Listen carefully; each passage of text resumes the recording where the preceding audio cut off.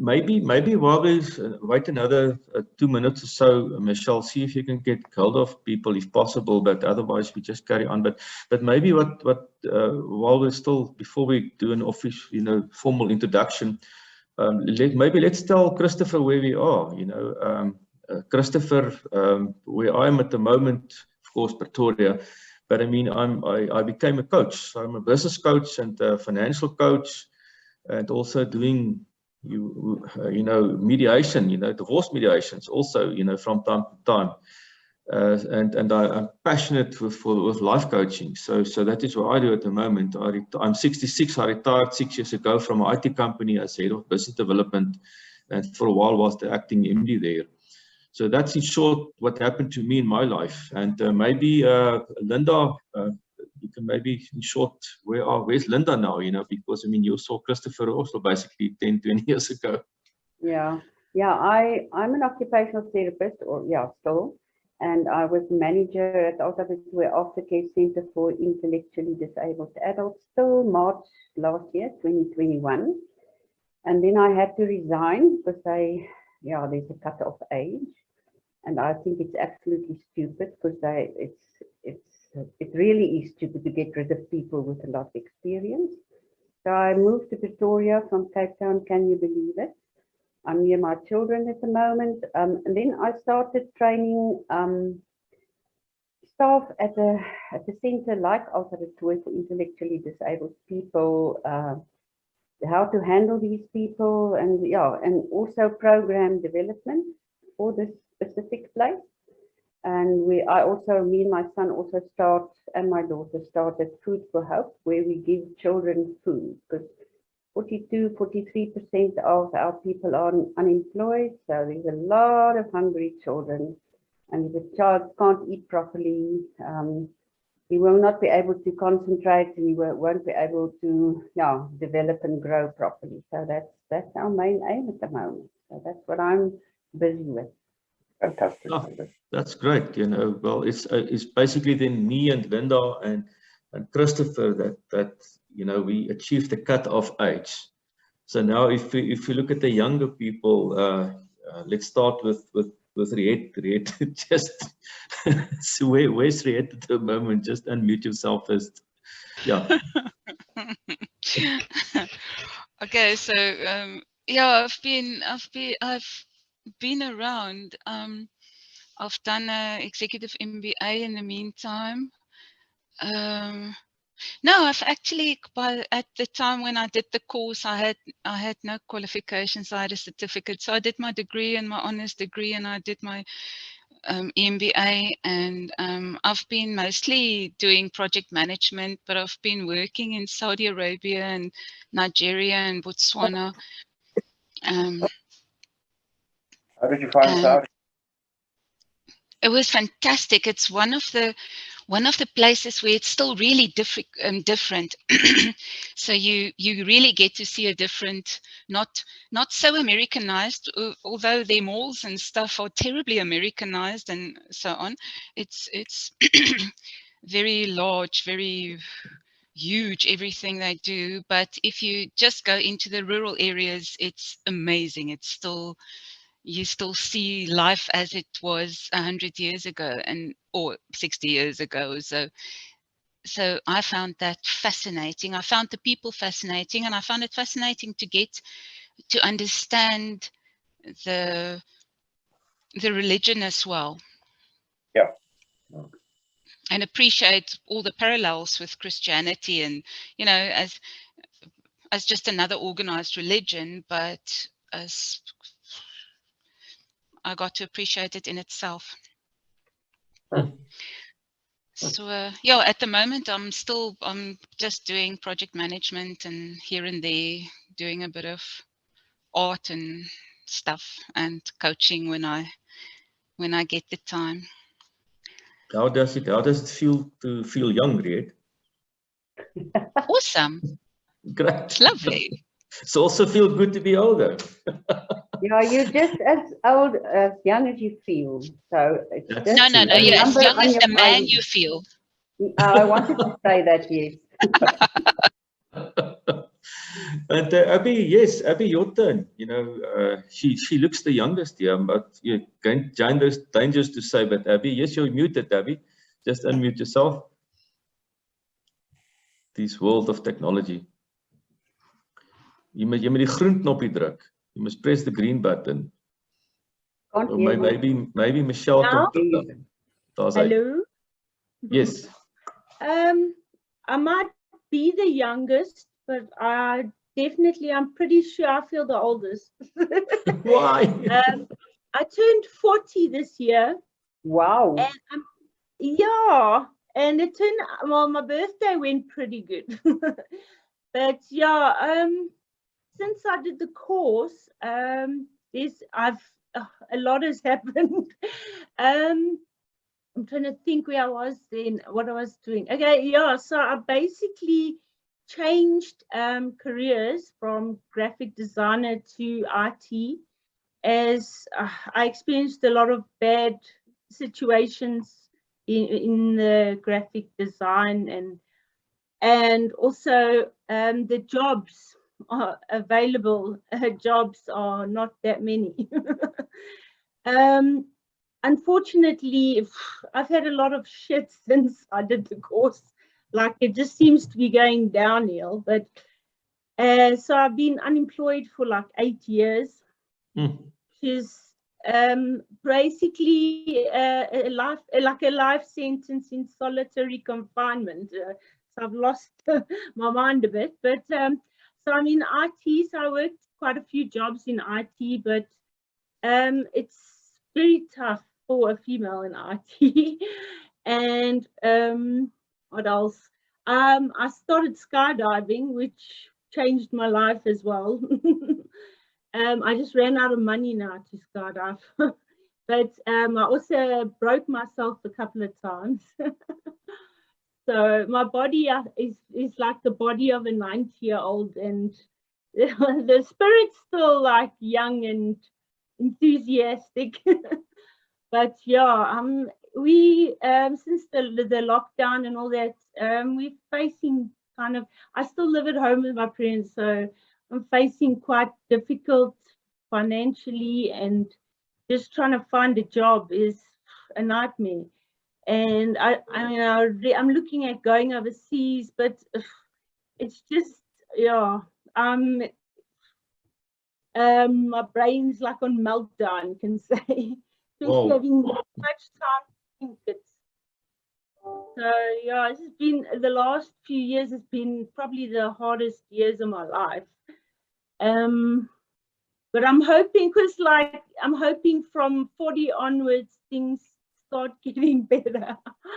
But well, man, life starts at 40, Abby. Life starts at 40. Yeah, man. I'm glad I'm not young. I hated being young, you know.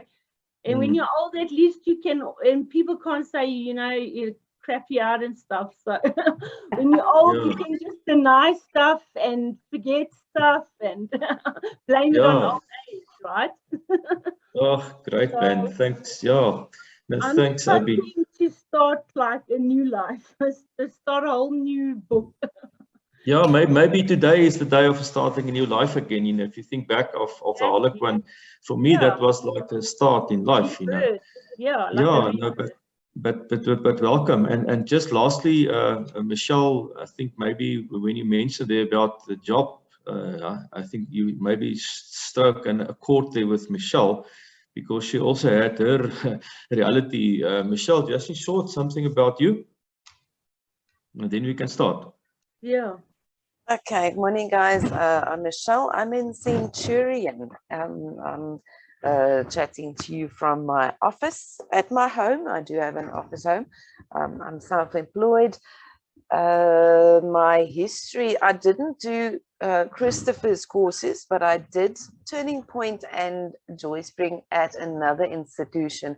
It sounds like that's more or less the same. So Abby, with you, I have sympathy for you, because I started as a programmer and couldn't get a job because I was a woman, and had to settle for being an accountant, which I absolutely hate.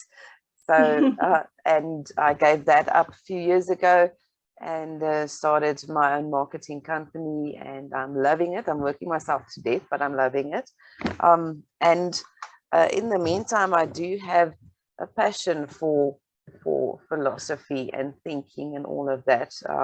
And I think that all of us here have seen a lot of trauma, and it's the actual trauma that makes us think and makes us explore how we can make it better here.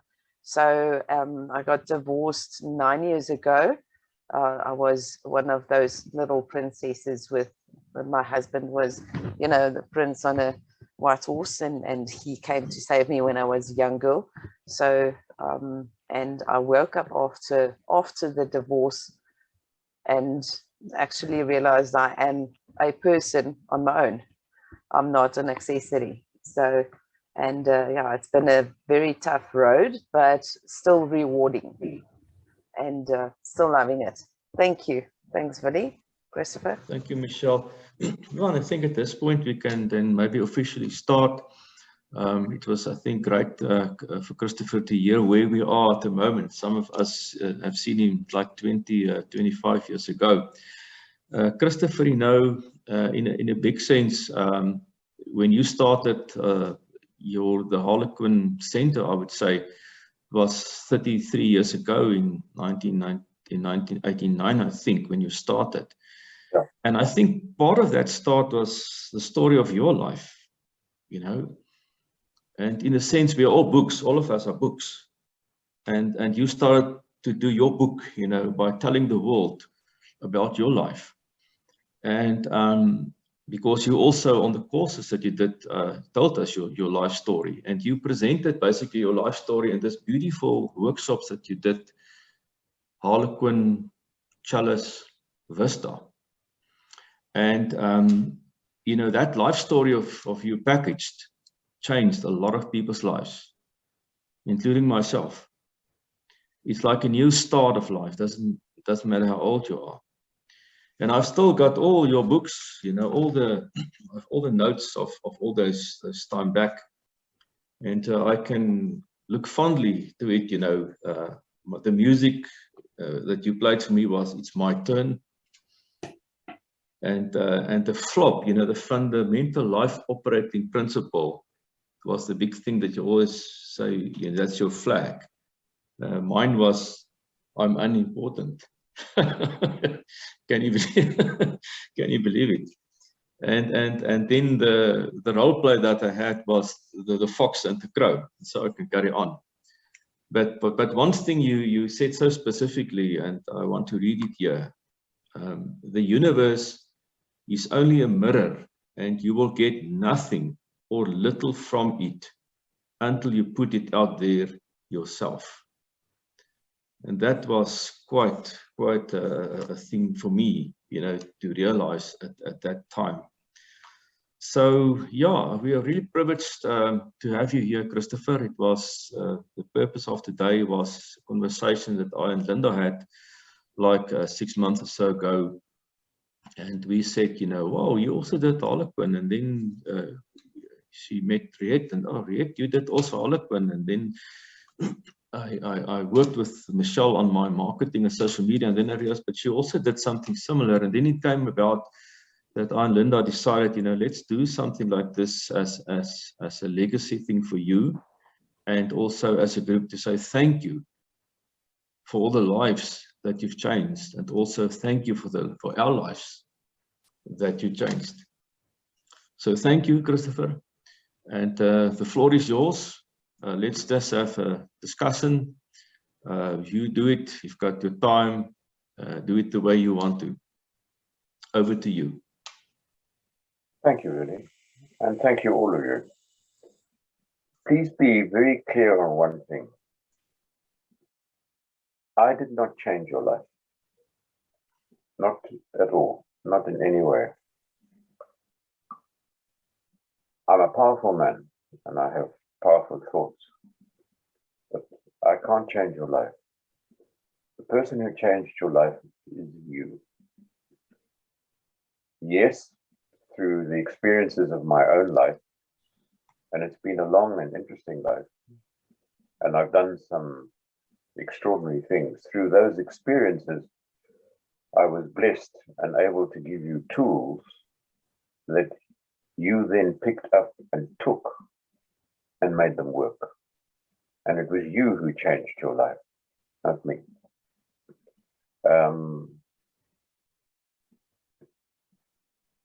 I might have encouraged you from time to time by saying to you, you're full of shit and stuff of that nature. But it was you really who took that and worked with it and effected the changes that make you the person that you are today. And I'm humbled by that.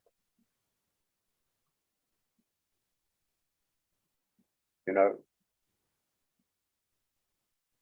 my flop is, in terms of the jargon that I use, is I'm unlovable. And I still wrestle with that.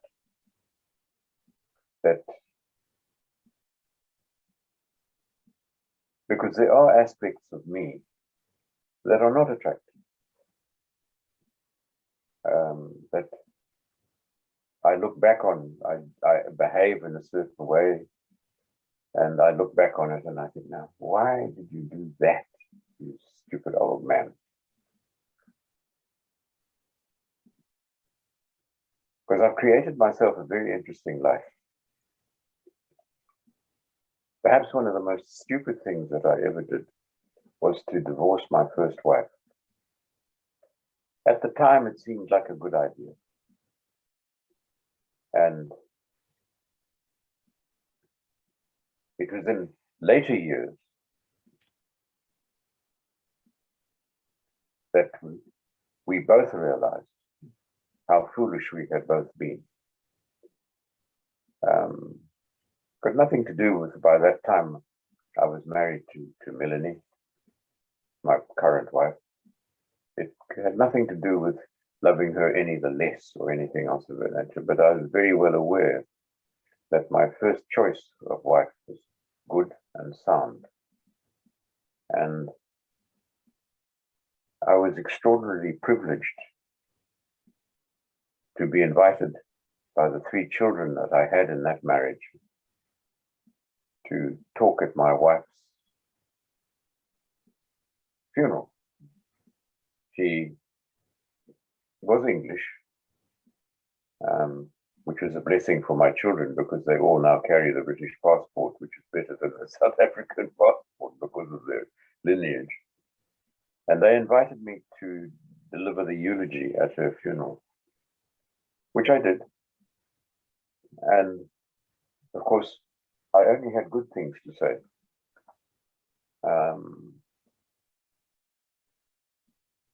And that was a bit of a mystery to the other people who didn't know me. And they came to my children and said, "Who is that?" And they said, "That's our father." And they said, "What? He's only got good things to say about his wife." And I meant them. I meant them from my heart. And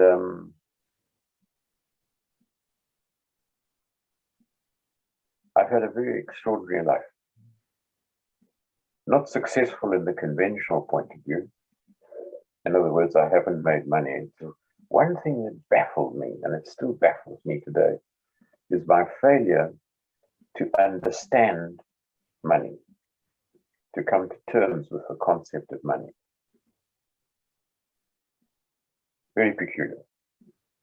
So, an odd thing. It may be that I'll have to come back again, yes, this master, and I've been here many times, to come back again to sort out that relationship and find out what it is. Because money is simply an energy. And it's an interesting thing to speculate on, that in Latin, the language of the Romans, the word for money is talent. And we are all blessed with certain talents. And I was. I mean, one of the blessings that I have is an ability to talk. I have an ability with people that I can see things about people that are sometimes obscure and sometimes difficult to uncover. I'm really blessed in that way. But with the way in which we have set up money in this current civilization, I'm lost. I don't know what the hell is going on. I've never come to terms with that, never worked it out. My life changed.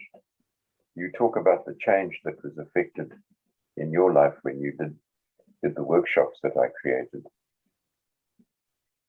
on the basis of other workshops that I had been to.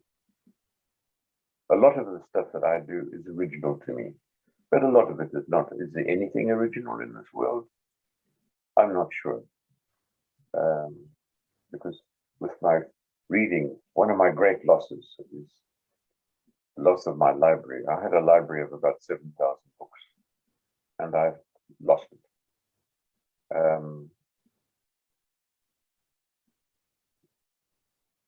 But I was reading adult books at the age of about 10 or so. But the book that changed my life, I cannot remember its title, but it was written by, allegedly, by a lama called Lobsang Rampa. And I read it when I was 12 years of age. And it changed my life. I subsequently found out that he was a charlatan. He was about as much of a Tibetan Lama as I am. He was in fact born in the East End of London, but he adopted Buddhism as his religion, and he wrote this book and called himself a Lama. But the facts of what he wrote are not the important thing. He changed my life. And I like to think too that, are there things that I have taught that should not have been taught? Probably. Are there things that I have taught that could have been taught better? Probably. Almost certainly. But I acknowledge what you have just been praising me for, is I gave you tools which you then picked up and changed your life. And so did Mr. Lobsang Rampa. I read that book and I looked at the world around me, all 12 years of age of me, and I thought, this is not what I thought it was. Quite remarkable.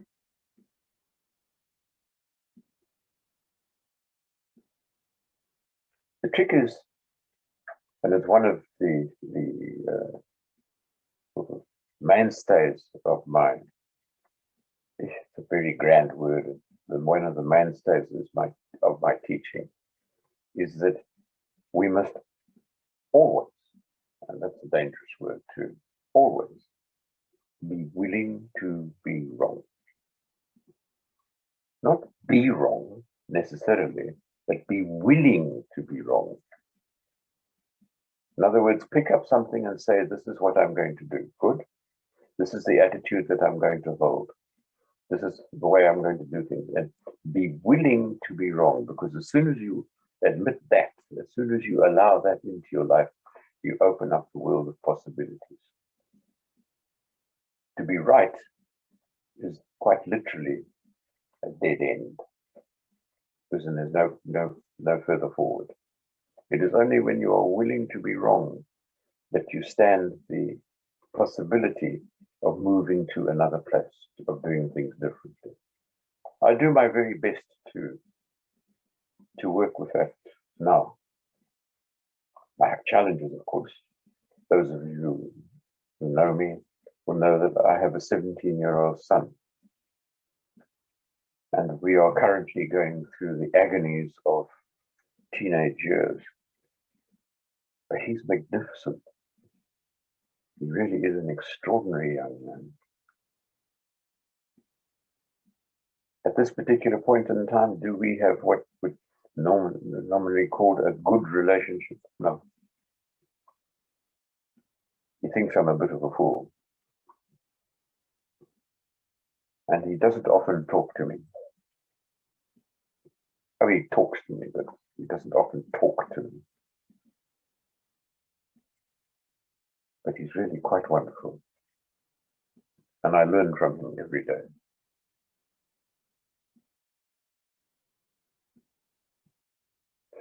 When Willie and Linda opened up this opportunity for me to sit and talk to you, I thought, well, what on earth am I going to do? How am I going to do it? And then when they told me that they expected me to talk for some 3 hours, I thought, yes, Master, that's a long time. Quite frankly, whether I can talk for 3 hours, I don't know. I certainly have the material, but whether I can hold your attention for 3 hours is highly problematic. But there are things that I would like to say. And I would like you to interrupt. I would like you to question. In other words, turn it into more of a discussion.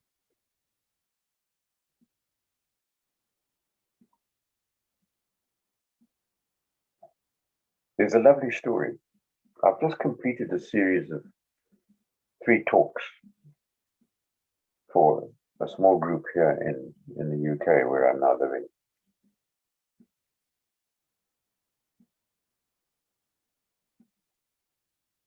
It's called the Vision series. And the first talk was about logical intelligence.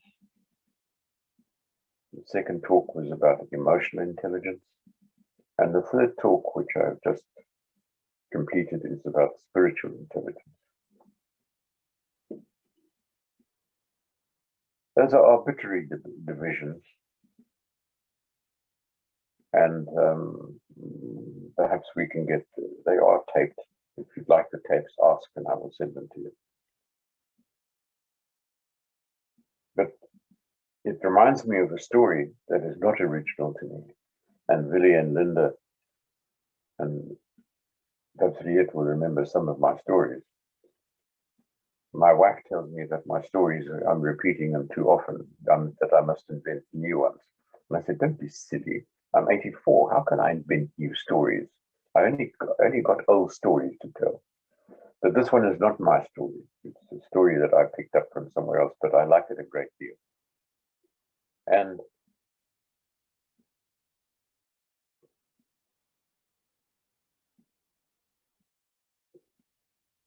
the heart, the mind, the heart, and the third person that we'll come to are sitting having a conversation. And the mind says, I'm a bit worried. I'm not sure where we're going. We've not been here before. And it's concerning. And the heart says, don't worry, my friend. You're very good. And just keep going. And the mind says, no, but this is, I'm not comfortable with that. I hear you. And thank you for saying those kind things. But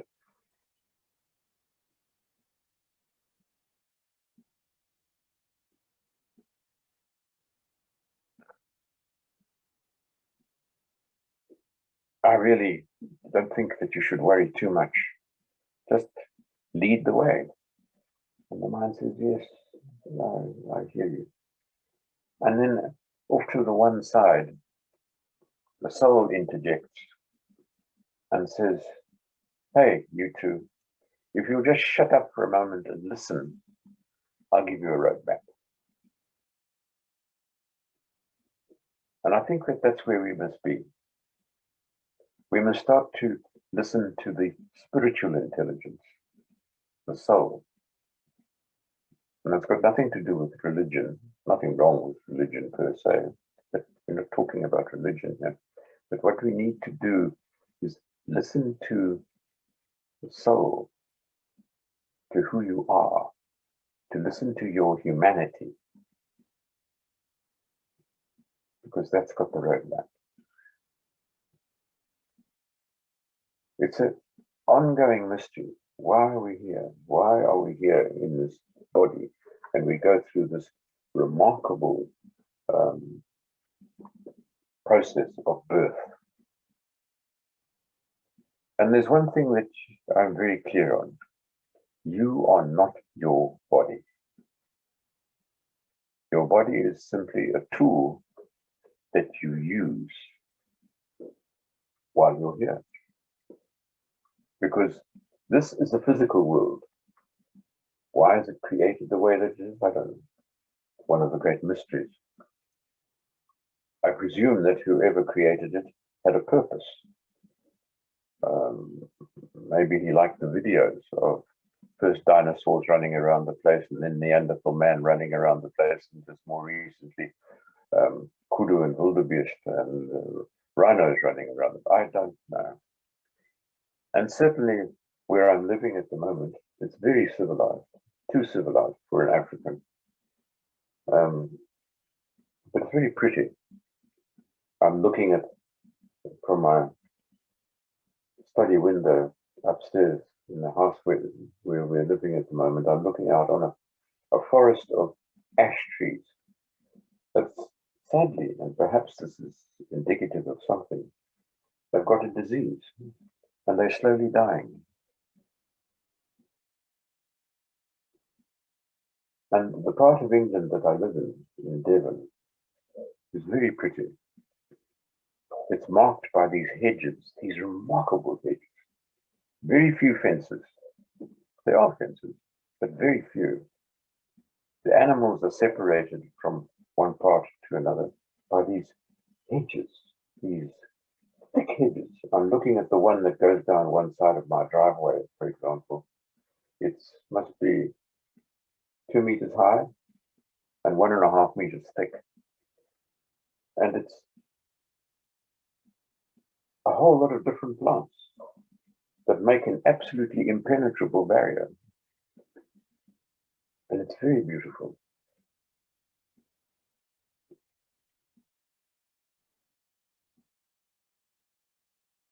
It's always got flowers in it.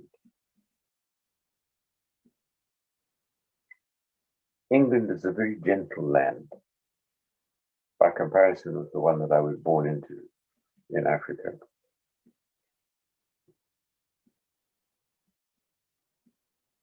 The biodiversity is sad. As humans, we have virtually and almost effectively destroyed the biodiversity in England as we have bent the countryside to our will.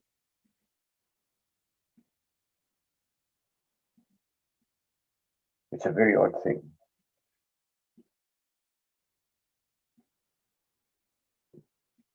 That our physical form, the body that we have, that we need so that we can live in this physical world,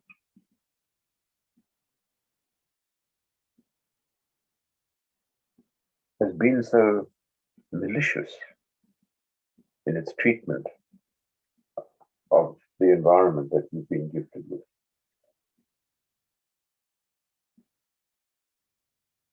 I don't understand it.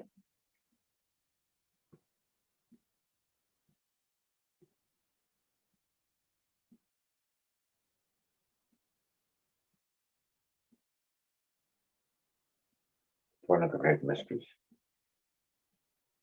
And we don't seem to be terribly willing to change it. We're going through this business now of global warming. But what are we actually doing? Are we taking this seriously? Are we really looking at the way in which we are treating Mother Earth? It's extraordinary that we call it Mother Earth, Gaia. Are we really looking at that? I don't know. Are we really looking at how we treat one another?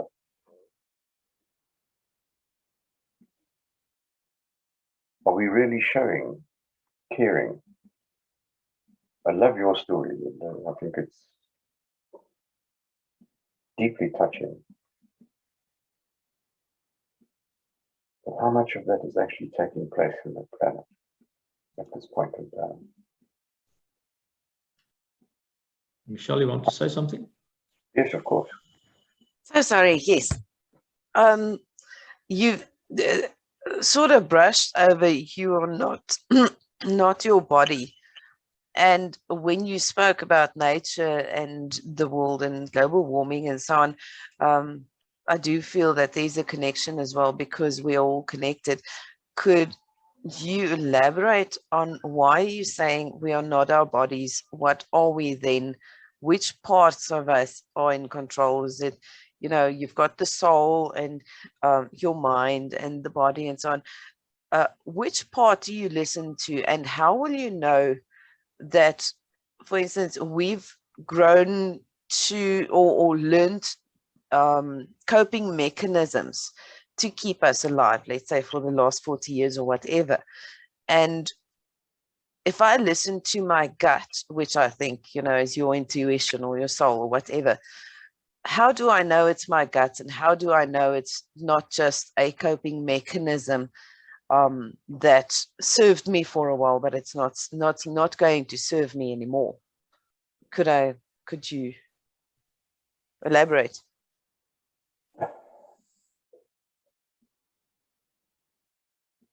It's again what I call spiritual intelligence.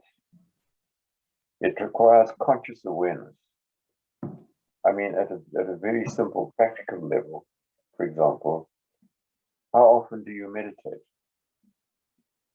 How often do you pray? I'm not talking about prayer in the religious sense of the word. I'm talking about the acknowledgement that there is something, call it whatever you like, call it God if you wish, call it Allah if you wish, call it the Raven if you wish, if you come from the First Nations people. I don't think we've got any First Nations people.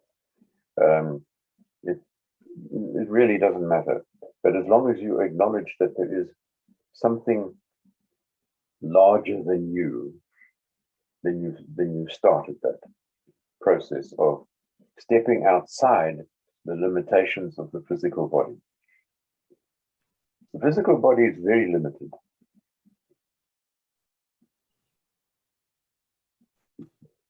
Thinking does not originate in the brain. The brain is not capable of original thought. The thought comes from somewhere else. Where? I don't know. The language that I use is, I say, it comes from the soul, whatever that might be. I don't know what it is. But I am not my body. I'm not my heart. I'm not my mind. I'm something bigger than that.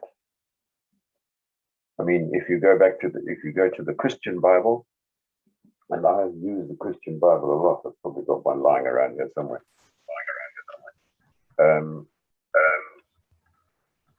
What's happened? Oh, there we're back again. It says in the Christian... Sorry, Michelle, laat net vir Alta in.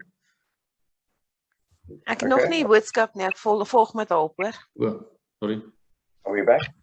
I can yes. Yeah. And I can see.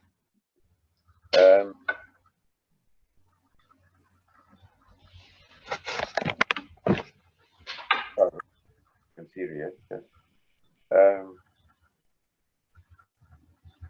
We are very mysterious. I think the body is useful, and we need to look after it, and we need to take care of it. It needs feeding, it needs caring, and it has needs that must be looked after, that must be taken care of.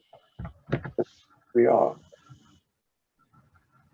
And the fact, if we can start to first acknowledge that, and then to do, and I use the word meditation, because in the meditation process that I teach at NFA,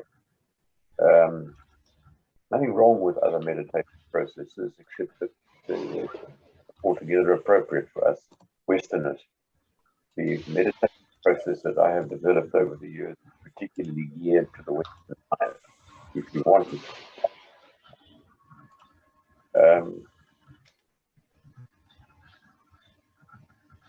you step outside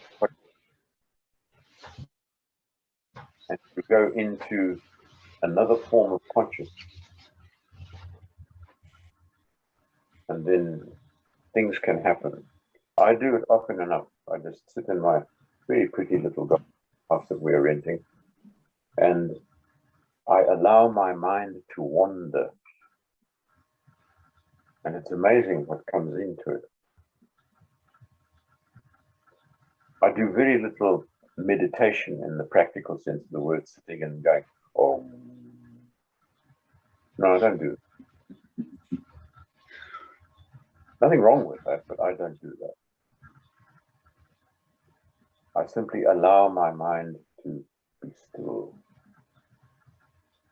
and then see what comes into it. And all sorts of things come into it. Things that often don't make sense. And what rubbish is that?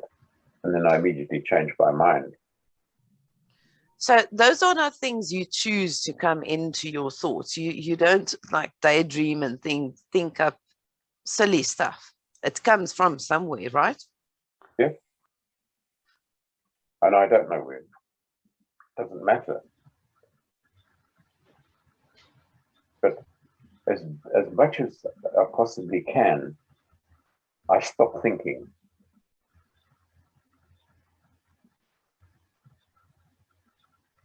And that's what I call spiritual intelligence. It's just a label.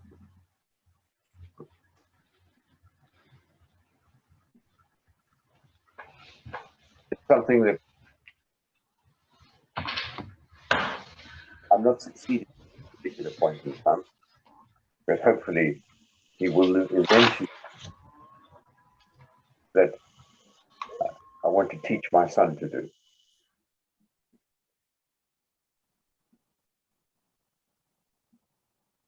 Does that mean that the logical intelligence is unimportant, the first level? Not at all. We live in a world that is built on logic. You do this, there's a result. You do that, there's another result. You think this, and this is a logic process of logic. Like magic is a logical process. And we are the master magicians. And it's very important that we are in touch with that. But it's not going to really get us anywhere. And emotional intelligence, very important, because we are energy in motion. And we need to listen to our heart.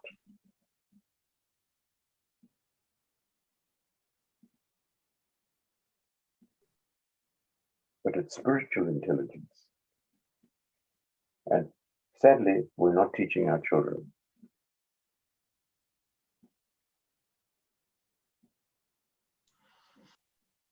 We don't. Christopher, I also have a question. Have you finished answer, Michelle? Sort of, yeah. Just a question that I just want to, at this point, also say hello to Alta that joined us. Alta, can you hear us? I know you've got load shedding there in the beautiful Nelspruit area. Do you have load shedding? Do you have load shedding? But we can't hear you, Alta. We can't hear Alta. Please. Oh, but anyway, at least it seems to me she can hear us, so it's fine. But the question I want to ask, and maybe then we can take a quick 5-minute or 8-minute tea break.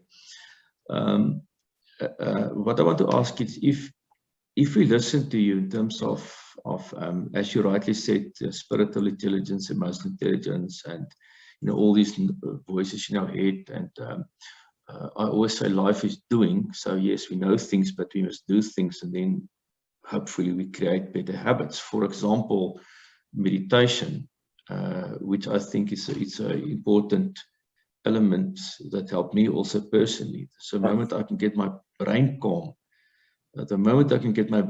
by, in a way, not thinking, but it's not always that easy. Then it's easier for me to see more, you know, reality for it is.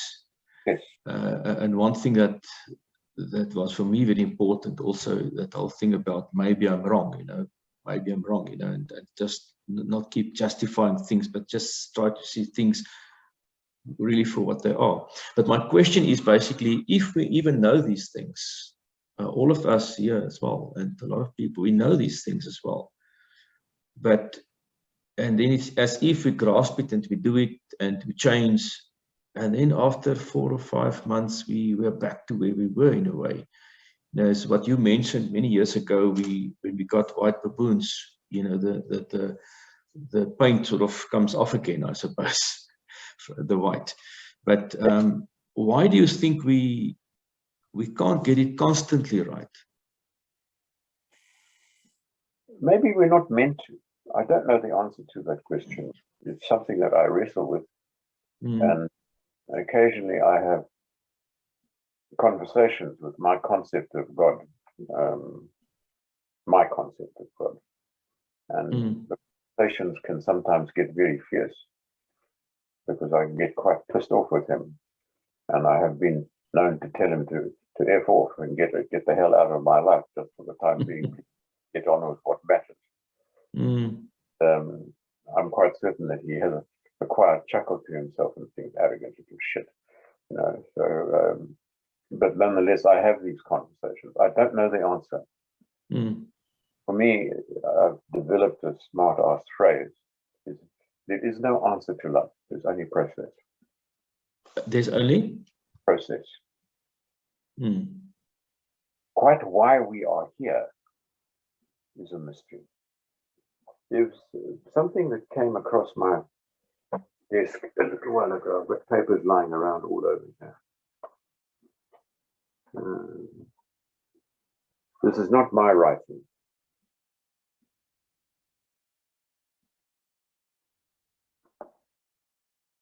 But the principles of it goes like this. This is a paragraph that I'm picking up out of the piece. I downloaded it from something that was sent to me. You are always divinely guided.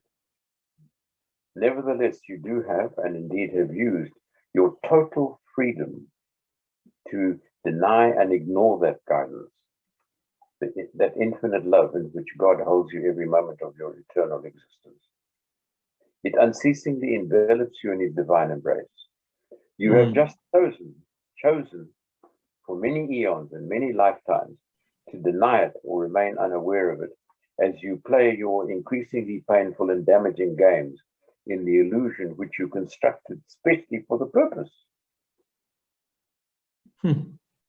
Now is the time to disintegrate it, to allow it to disintegrate and collapse into the nothingness from which you constructed it. So essentially, we're starting over every now and then. Like every day, you just start over. You have to collapse whatever you did have before, as Billy said, the stuff that we perceive as not being fixed. So we let it go, let it collapse, and we start over and build new ones. Do I understand correctly?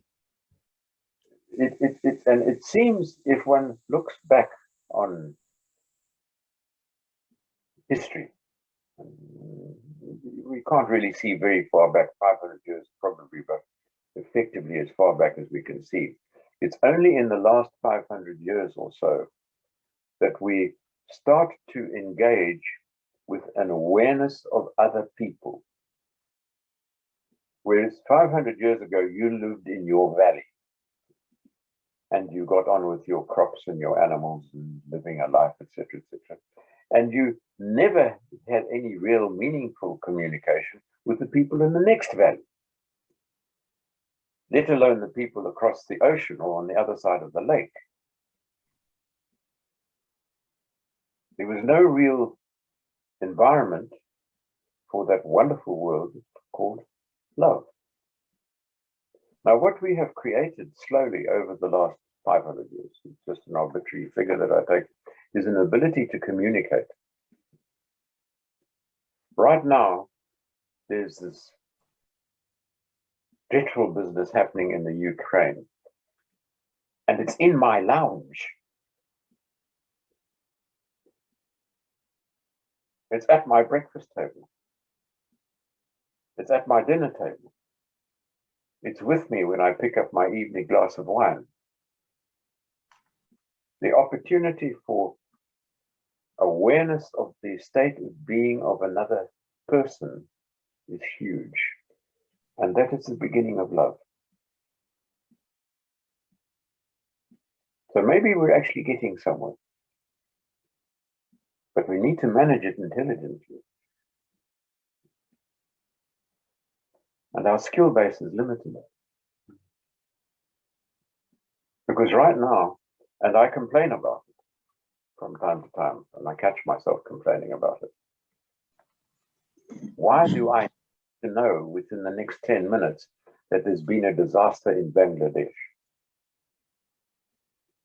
But the fact of the matter is, I do know.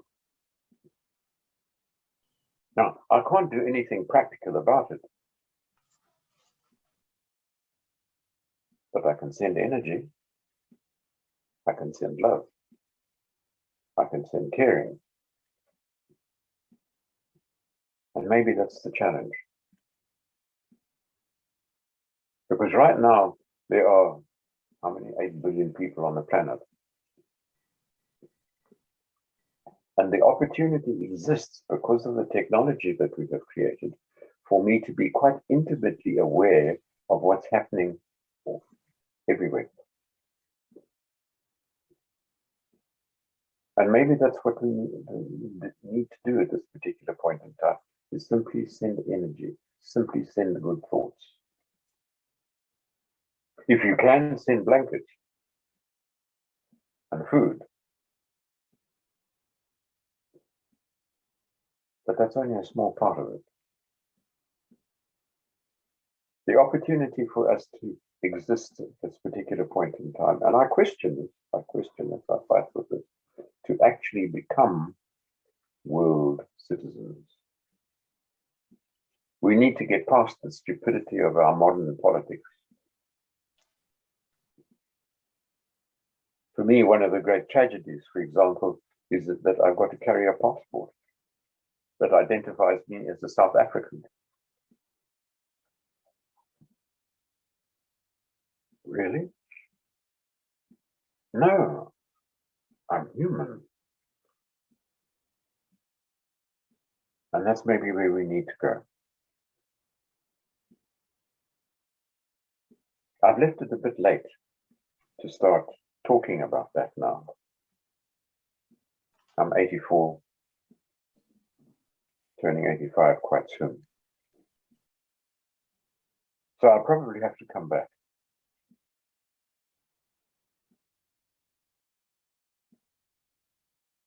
And yes, if one can do something at a practical level, if you've created your life in that particular way, send blankets, send bread, send chocolate, especially chocolate. Christopher, just one thing to add to what you're saying in, let's say, the strange world we live in. And maybe also because of social media and so on, is that, you know, there's facts in life. You see life in a certain way, and you put a perception on it, and you create a belief around what you perceive. You're not necessarily factually perfectly correct, but you develop a belief on what you perceive. But what's also happening now, stronger, is the fact that it's the other way around. That you have a very strong belief system of something, but now you arrange the facts inside that. So you package the facts according to belief, not the other way around. Yeah, and so what's the very first thing that you've got to do? Well, you have to look at your belief system. You've got to be willing to be wrong. You have to say, maybe I'm wrong. And it seems to me that a struggle for humanity, you know, and also in terms of the news media. I mean, if you go to Russia and you'll ask the average normal human being, sapien, sitting there, you know, do you support the war? Maybe a lot will support the war because of what they believe. And then if you ask the West, people will say it, you know, differently. It's a lot has to do with social media, and because it's sort of influencing our belief systems. What's the magic there? Well, you have to say maybe I'm wrong. The magic is that these opportunities exist in a way that never existed before. Yeah, that's true. The opportunity, yeah. Until quite recently, a couple of 100 years, which is neither here nor there. You lived in your valley, I lived in my valley, and we never spoke to one another. We never had any communication. I didn't even know what was happening with you. The communication that we have is instant and in your face.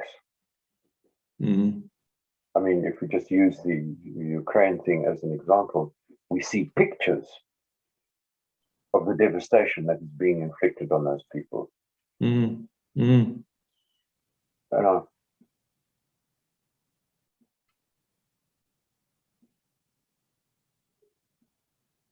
This is fantastic because it opens up a whole world of opportunity. Because what energy are we sending those people? And by all means, still, if you can, if you're in that position, send blankets as well, because they also need it. But energy, because we are beings. That's the spiritual intelligence. Okay. But the blankets too, because that's the logical thing to do. That's the physical thing to do. Not unimportant, because we are also beings. But far more important, again, to go back to the 3 levels that I gave you of logical, emotional, and spiritual intelligence, the real one that makes the difference, that cracks the nut, as it were, is spiritual intelligence. Christopher, thank you. I think at this point, let's take a 10-minute break, 1:15. But before we break, let's see. I know Alta can hear us. Let's see if she can. Can you give another try, Alta? Just say unmute and say something. Maybe we can hear you this time. Hi, yes. I can. Sorry about that. Can Alta quickly do her introduction as well? Yes. Yeah, I was going to say that. Thank you, Michelle. Alta, who is Alta? Oh, Alta, sorry. I'm from South Africa. I don't know from where is everybody else. And I'm a certified financial planner working on the human psychology of making financial decisions, and specifically also focusing on the belief systems and subconscious beliefs about money and through generations, what we adopt from other people. So Christopher, I'm still here. The discussion we didn't finish the other day with those notes I wrote on WhatsApp. Are you going to discuss some of those today, or should we have another discussion? Refresh my memory. Remember you sent me that little video of the recording of the, especially the discussion you had on emotional intelligence and willing to be wrong and so on. I had some comments on that. Let me just have a look at those. What did I say? I can't remember, it's too long ago.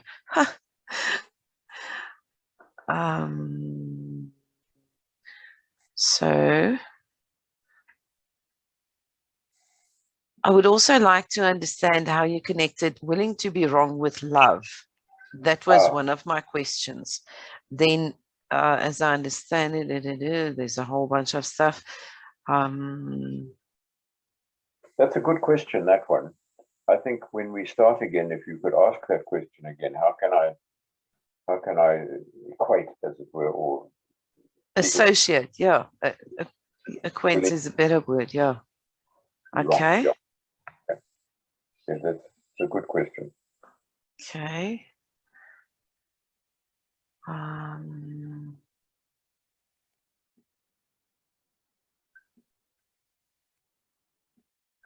And then, yes, how can I trust my gut not to be influenced by my past or by stupid beliefs and stuff?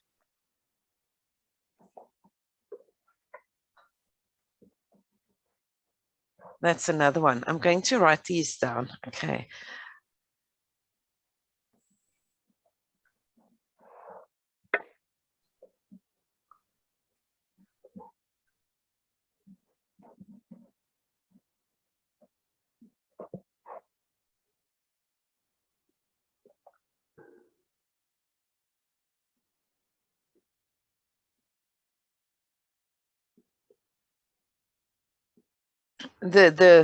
These questions I'm asking, or the thing about forgiveness, and does that fit into your discussion or not really?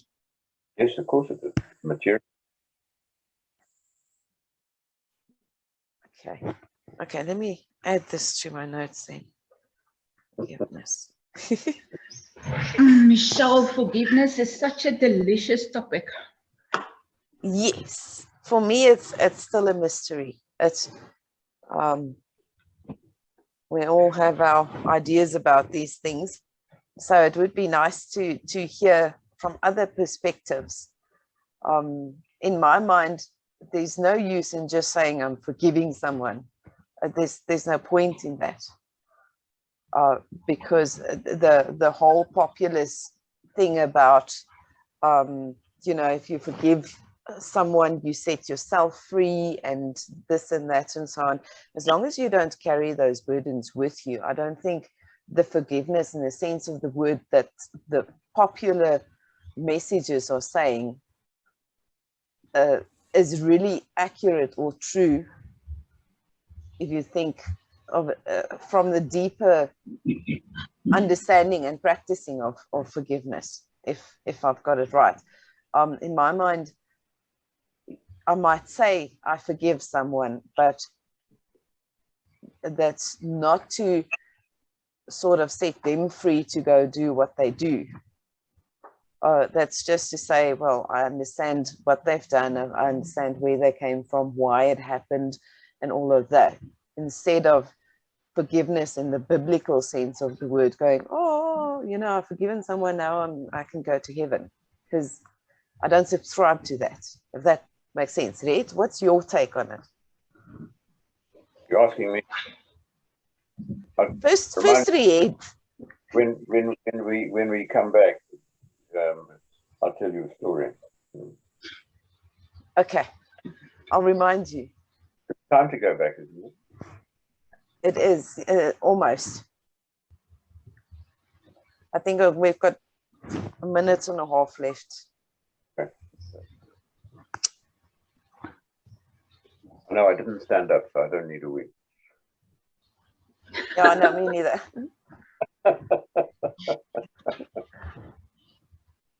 So you shouldn't be drinking coffee, Christopher. No, I'm not. I've got a glass of water, which I just sip to lubricate my throat, but I'm not drinking tea, I'm not drinking coffee. Oh, well done, good. Thank you. I hope you're all back. It is quite cold here in Pretoria, so ek het my gown aangetrek. Ek voel baie tuis. Ek voel lekker warm. So, Christopher, thank you for this point. I love my gown anyway. So maybe at this point, let's get some conversation going. Maybe some of us would like you to ask you some very direct questions, and maybe what we can learn also is from each other. You know, I think we all struggle with our own reality. If I looked at the faces around the table, and I can see, I just happen to know everybody. I'm only starting to know Abby now, but I mean, I know Riet, and I know Linda, and I know Alta, and I know them well enough that they can see on their faces when they want to ask or say something. But at this point, maybe just if I just ask Linda, not Linda, Alta. Because as a new person coming in, I mean, you came in on the end side. But is there any question you want to ask Christopher, Alta? If you can unmute yourself first, does it? Sure, Willie. I think let me get to the conversation a little bit. I loved what you said about, I think it's the evolution where we actually live in villages and now we need to start communicating and living with other people and, across the world. I think it's part of how do we adapt? And I want to say we need to adapt or we need to die. But maybe if I can get a chance, I would love to answer. Closer to the truth than you are. Yeah, and how do we adapt? That is the question, and maybe raising our own conscious levels and understanding belief systems and perceptions. I don't know what's your point on how do we need to adapt? That's exactly what we have to do. That's why, in a very real sense, conversations like this are vitally important, not because they're right or not because or anything else of that nature, but simply because that's exactly what they do. I like to think that all of us will go away from this session with thinking, hey, I never thought of that. I never thought of it that way. I never saw it that way. And then that will give us something to I sum it up with that phrase of mine. And for me, it's the secret of life, if there is such a thing, a willingness to be wrong. Not that you are wrong, but a willingness to be wrong. And that, to me, is what it's all about. Unfortunately, as I said a little bit earlier, I think by then you were in a conversation. Rightness is dead end.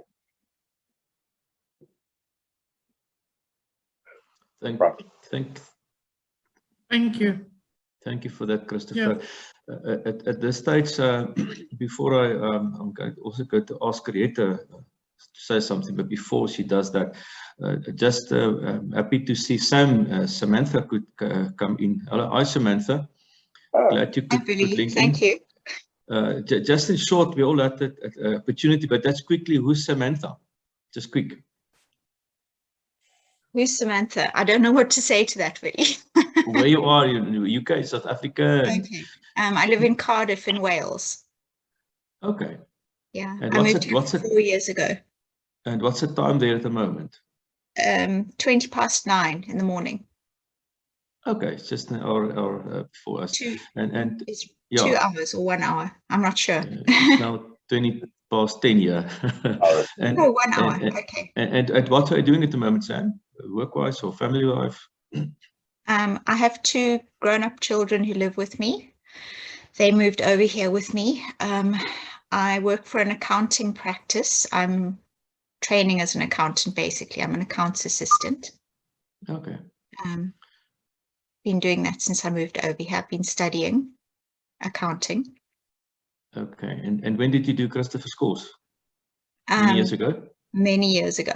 About 30 years ago. 1992, I think. Early 90s. Okay. Yeah, also more than I did it. Okay, but welcome. I just want to quickly just bring you into we are in, but we are recording this session, so basically you can afterwards listen to the first part. But welcome.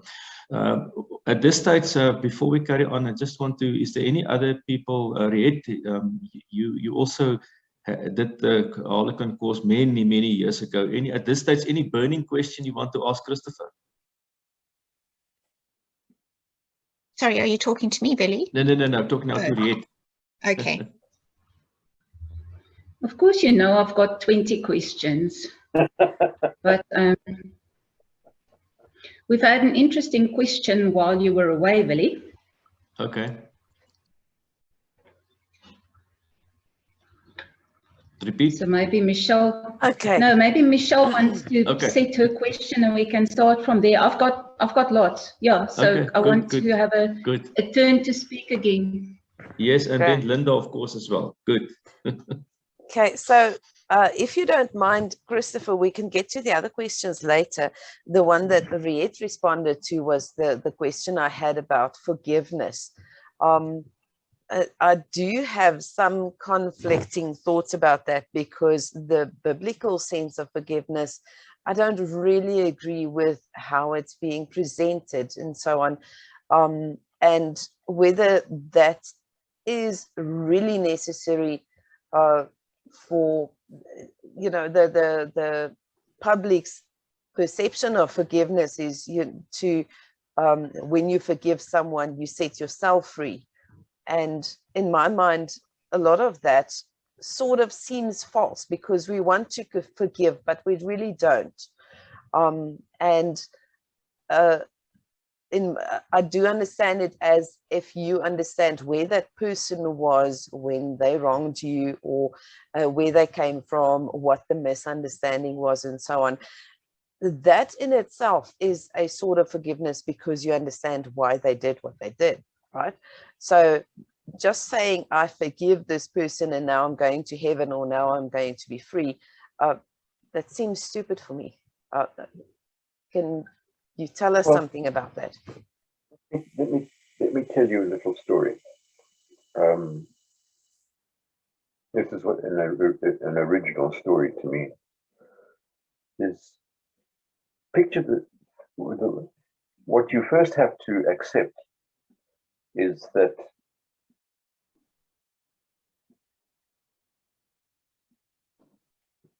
you have to accept the principle, forget about the mechanics, because the mechanics are a different story and they vary from individual to individual, and the truth of the matter is we haven't the faintest idea of how it works. But the fact is that we go back to that statement that you are not your body. You are something apart. Call it the spirit, call it the soul, call it the mind, not the mind. Spirit, soul, being, it doesn't really matter. We don't have an adequate word for it, and neither do we particularly understand it. But this is actually quite well borne out, and those of you who have had children will have been aware that there are times when the fetus that you are carrying inside your belly seems to be dead. It goes quiet, and then suddenly it wakes up, as it were. Well, I think that what happens is that the soul, the spirit, comes into the fetus and tests it, tries it on like a suit or a dress. It says, I wonder if this is going to be okay. Is this going to fit? Is it going to be all right? And it makes a decision, yes, this will be all right, and it settles down. And then later on it says, no, you know, I think maybe it's not the right body for me. And it leaves again. It's a very well known, that's an exaggeration. It is occasionally spoken about. And that a woman will have a child and the baby will be next to her, perhaps at her breast, and she'll look at it and say, it's changed. It's different. It's not the same one. I think that's a real possibility. That after the process of birth, the being suddenly decides, hold on, I made a mistake. I should not be in this body. And it leaves. And in that moment, a new one comes in. Because there are far more souls than bodies. Lots more. There's a queue to incarnate. Because this is a precious place that we come down to into the physical world. Whether it be on this planet or other planets, but we can restrict the conversation to this planet. I'm going to tell you a story. First, you must accept that there is the soul, the being, separate from the body. So you must accept the principle of reincarnation. Forget about the mechanics of how it works. That's another story. If I don't get back to that, just remind me. So there is this being sitting somewhere, heaven if you like, call it that, doesn't really matter. Sitting on a grassy knoll, and there's lots of other beings there, sort of just passing the time, listening to these damned angels going Hosanna to the highest again and again and again and again. Must get very boring. And this particular one wakes up and says, this is boring. I've been here for a long time. I think it's time I went down there. So we make our way open. Being makes its way open. I'm going to use the personal word as though it's me. I make my way open to the big man and I say to him, you know, I think it's time that I went down there again. You know, it's getting a bit much here. You know, these angels do get a bit repetitive after a while. So he says, yeah, good idea. So I say, okay, good. I'll go and make the rest of the arrangements. And he says, not quite that simple. So I look at him and I say, yeah. So he says, you must have a reason why you're going down there. You can't just go down there sort of. You've got to have a reason for going. So I said, yeah, I've been thinking about that, and I thought you might impose that condition. So the reason I want to go down there this time is I want to experience, and we'll come to this, the power of forgiveness. So the big man's eyebrows go over the top of his head, and he says, oh, good one. Okay. So I say, all right, I'll go off and make the necessary arrangements. He says, no. Not quite that simple. Oh, what's the problem? He says, well, let's see, it's not insoluble. Let's see. So he lifts his voice and speaks to the other souls and says, you've been listening to this conversation. Does anybody have a possible solution for this? And a hand goes up at the back, and a little soul at the back says, maybe I can add something here. So the big man says, come. And the other little soul comes forward and says to the big man, yeah, I decided that I would like to go back down there as well. And the big man says, oh, okay, so why? He says, I've got the answer to that question. I'll tell you what I want to do this time. I want to be a perfect shit. The big man says, I've always been nice. I've always done the right thing. This time I want to go down there and cause chaos in one way or another. And the big man looks at him and says, step aside, Hitler. He says, well, you two better have a conversation. So the two little souls sit down and they organize their incarnation as to where they're going to incarnate and how they're going to incarnate and how they're going to meet and so on and so on and so on and so forth. And the second little soul says to the first one, says, but please, my dear friend, remember this. When I do something horrible to you, because it's going to happen, because I'm down there to be a perfect shit. You're down there to experience forgiveness. But when I do something, remember this, I do it with love. So that you can have your experience and I can have my experience. And then we go.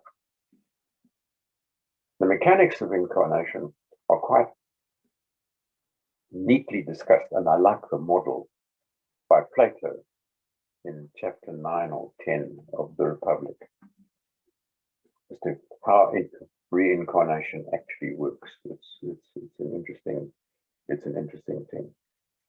And we'll talk more about the forgiveness thing. But remember this, that nobody is here without there being a reason for their being here. Because it all adds up to the experience of moving forward to where we are today,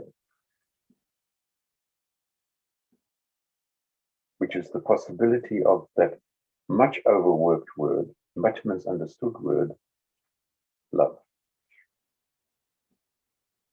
And I agree with you about the common concept of forgiveness. It's not very much, not very powerful. But forgiveness is simply the acceptance of the other human being for who they are, and a willingness to be wrong. That is probably one of the most powerful phrases. It's not for nothing that I say that rightness is a dead end. It's only when you forgive and allow the other person to be who they are and what they are doing that you become alive. And in a very real sense, you set yourself free. Because as soon as I refuse to forgive you for what you've done, I carry it. I pick up that burden. As soon as I forgive you and say, well, that was part of your destiny. Is it easy? No. No, it's very difficult. But then who promised us a rose garden? Life is simple. Just got to live it, but not easy. I mean, one of the most difficult processes that I'm going through at this particular point in time is, and Willie's sort of on the edge of it, is the aging of the body. It's difficult. It's uncomfortable. I can't walk the way I used to walk. And as I say, I know that as soon as I stand up, I'm going to have to go and have a wee. Oh, the demands of the physical body.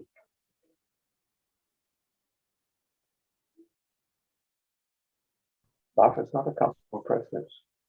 And physicality is not a comfortable process. Things start off as a seed, they get bigger, and they die. The body dies, not me. Not me. So forgiveness is, to me,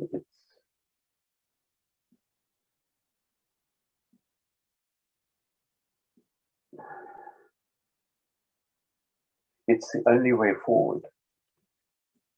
It's the only way to put down the burden.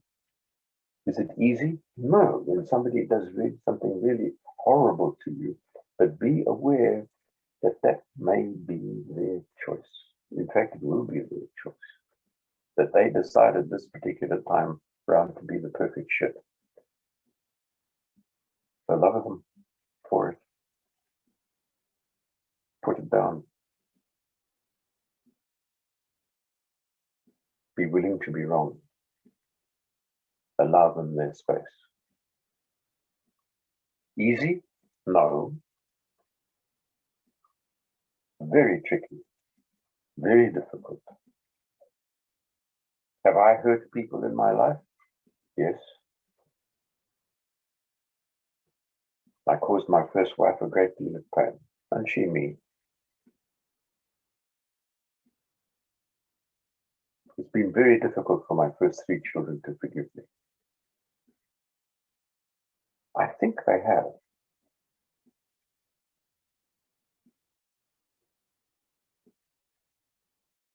I think they have.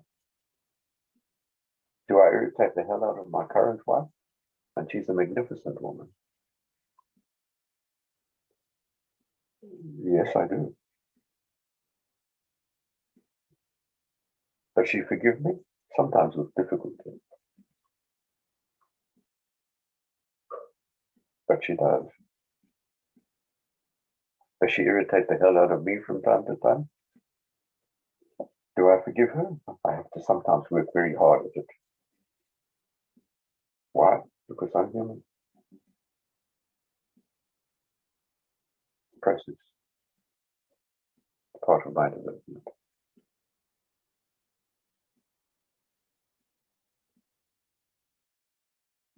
Comes back to that, the power of that phrase. Be willing to be wrong, not be wrong.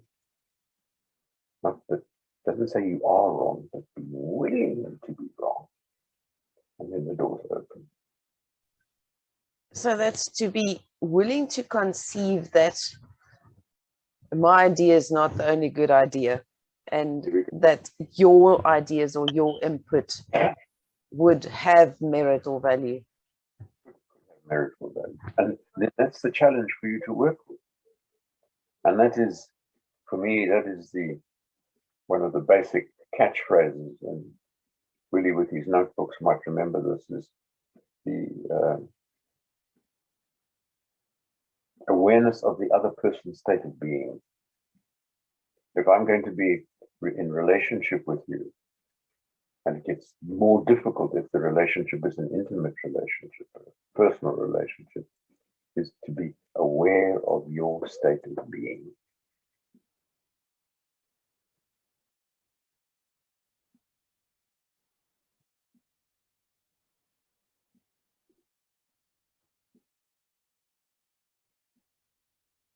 And that way, just because I'm aware of your state of being, that's love.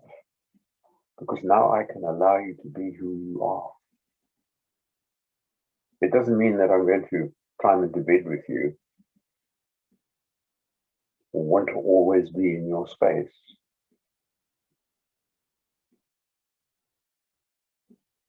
No, we're not talking about that. But that's only one very small aspect of love.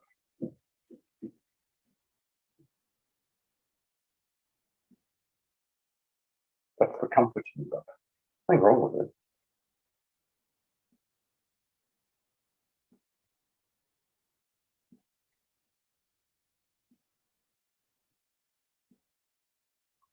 But remember the little story about the first soul and the other little soul, and the second little soul saying, I'm going to be a perfect ship.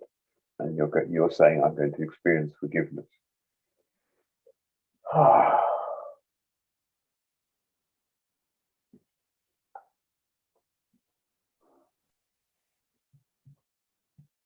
Easy? No. Very difficult. Do you think it's a good idea if, from an awareness point of view, we ask that question for ourselves again and again, why am I here? And to see if you can find something, in terms of your purpose. Why am I here? Maybe it is that I need to learn forgiveness, or it is that I must. Yes, and that's meditation. And that necessarily means sitting down with your, you can say, it's a technique and it works, but I don't use that technique. My meditation is very much more cerebral,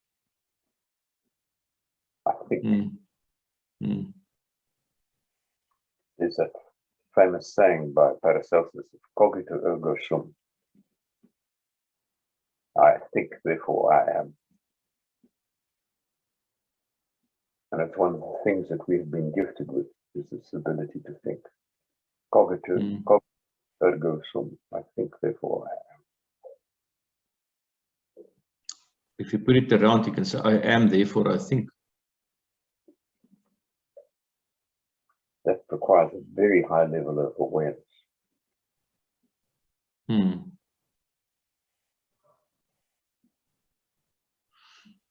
Yeah, I'm so very Vinny, yeah. I want to ask a question. I was just gonna say, so all my thinking is meditation, eh? Thank you. So, sounds like it, yeah. I'm burning to hear a question from Riet. She wants one. Riet. Now, I'm fascinated with what Michelle said now, is all my thinking is meditation. I think that is a state to aim at. And was it Gandhi, or it's attributed to Gandhi, saying my daily life is my religion and my church. So I'm a firm believer that everything you say and do and think should be expressing your religion, should be not your religion, not organized religion, should express the highest in yourself. So a few years after I've done... Express your humanity. Sorry? Express your humanity. Sorry? Express your humanity. Absolutely. Absolutely. In all its ways. And also that thing about, you know, our purpose in life, having to realize our, some purpose in life, that puzzled the hell out of me for so many years, because I didn't really have this high purpose in life. I was just sort of working at myself and chugging away and doing my thing and traveling and so on, but I didn't have a lofty, higher purpose that I had to do. And my conclusion in the end was, I don't have to do any of that. I put so much pressure on myself to try and find this thing that I had to do.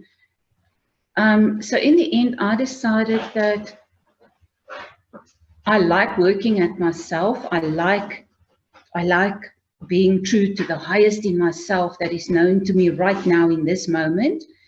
And tomorrow it will be different. And just trying to express the highest in yourself is fine. If you work at yourself, you make the world a better place automatically, just by expressing your own energy. Yep.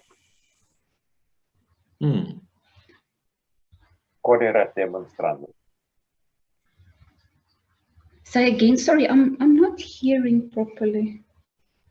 Quod erat demonstrandum. Oh, little wonder I didn't understand you. So translate that. I'm showing off again. Thus it is shown, or thus it is demonstrated. Quod erat demonstrandum. Thus it is shown. Thus. Quod erat demonstrandum. Pliny the Elder, right? Oh, cool. Okay. Can I have another one? Can I have another one? Another one. I want to ask another question, no, another remark, and I want you to talk about that, please. So I'm not my body. I'm very happy with that. And recently, something else that I've been coming to believe is I'm not my personality. Yes. I'm not my body and I'm not my personality. And that for me, that putting on your body like a jacket, coming into the world, having an experience was much easier for me to understand and to make my own than I am not my personality. Because I tended to focus on improving my impatience and my whole personality for years and years and years. I spent so much energy on that. Like the forgiveness thing, where I eventually then decided, but forgiveness, even the concept of forgiveness is a world-made word that, if you unravel it, is nothing. It's just a concept which doesn't have weight. It's like it's a word that came with organized religion, and we use the word as if it's got weight. And then once you've unraveled it, it's a non-existent thing, or it doesn't really carry anything. In the same way, to say I am not my personality, it's also just a jacket I put on. Talk to us about that, please. There's not much to say apart from what you have already said. It is just something that you adapt, something that you put on, and it's part of, a lot of it is influenced by the parents that you chose and by the life that they gave you, because that also all things have a bearing on the development of the personality. But it is something that you're not born with it. I am not my body. I am not my personality. So So my but does personality that- is purely something that I'm putting on in order to have this experience. Yeah. Yeah. But now how do I go forward knowing that if I don't want to sort of put that on, I can sort of be anything else. Hello. So enjoy it.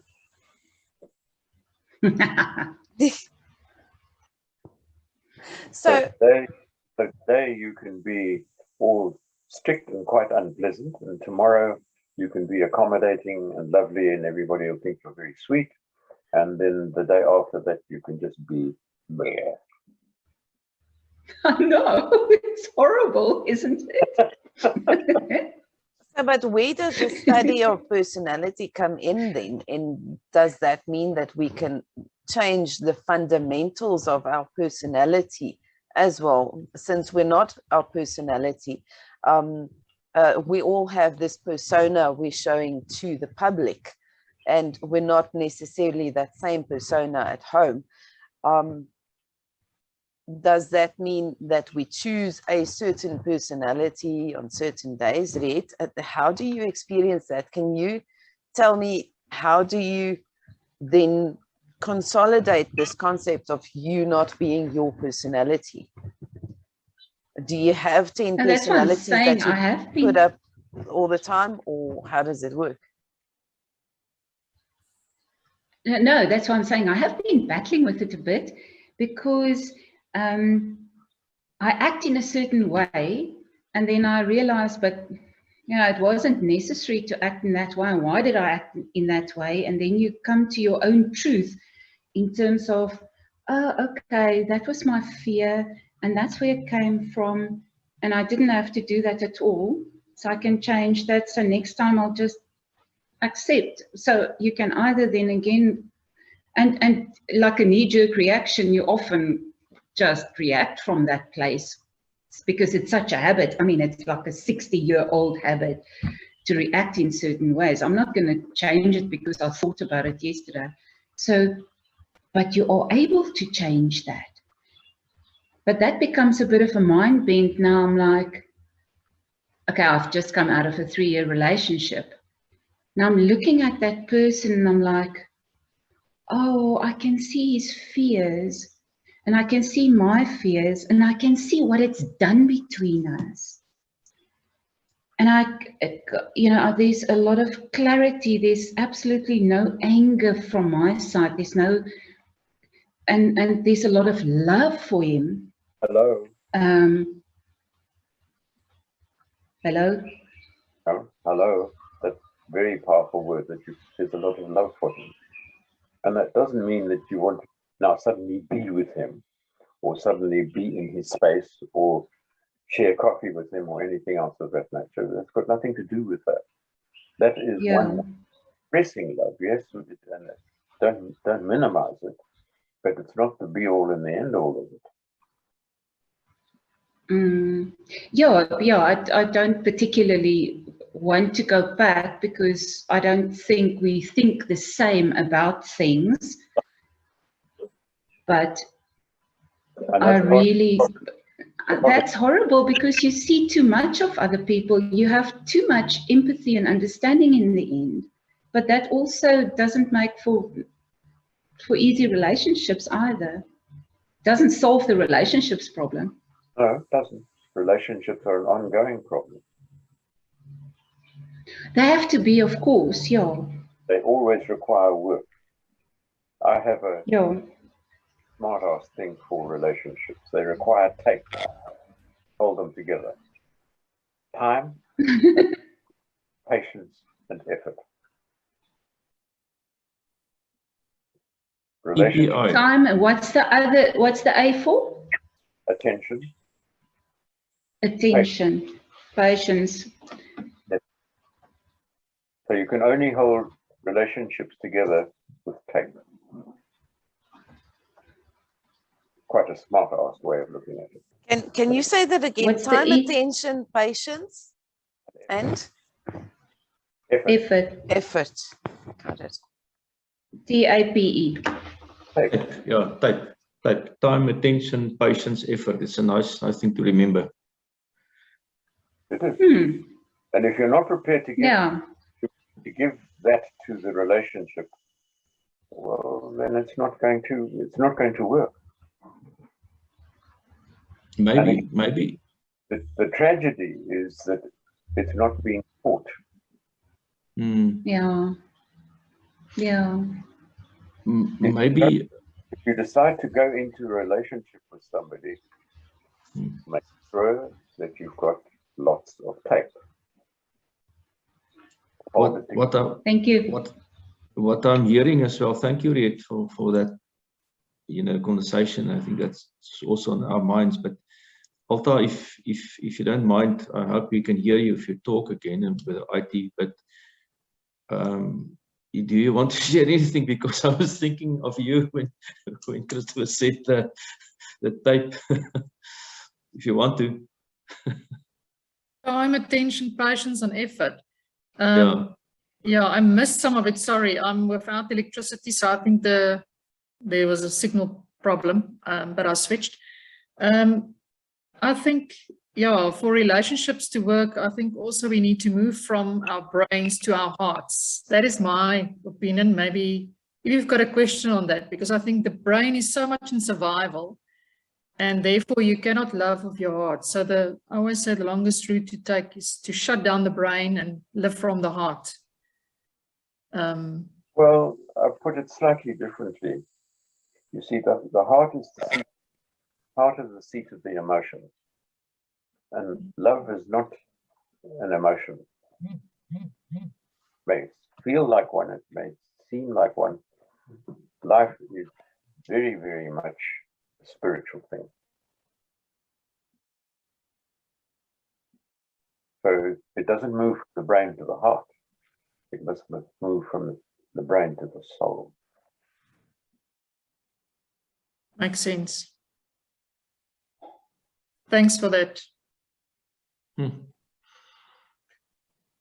Linda, you're still anything from Linda's side, as also people that's our age, Linda, anything that bothers you want to ask Christopher?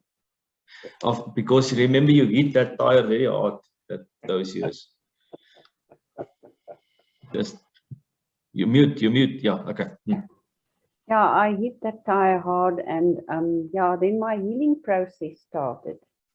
And unforgiveness is like cancer. It consumes you. And you know what the funny thing is, the other person doesn't even care about that. It doesn't concern them. So you're the one carrying this unforgiveness. And until you put it down, like Christopher said, you will never heal. So I think it's difficult, like Christopher said, but you will not heal if you put it down and then just let it go. That's my take on this, because it consumed me for years and years. And when I let it go, it's not my problem anymore. It's now the other person's problem.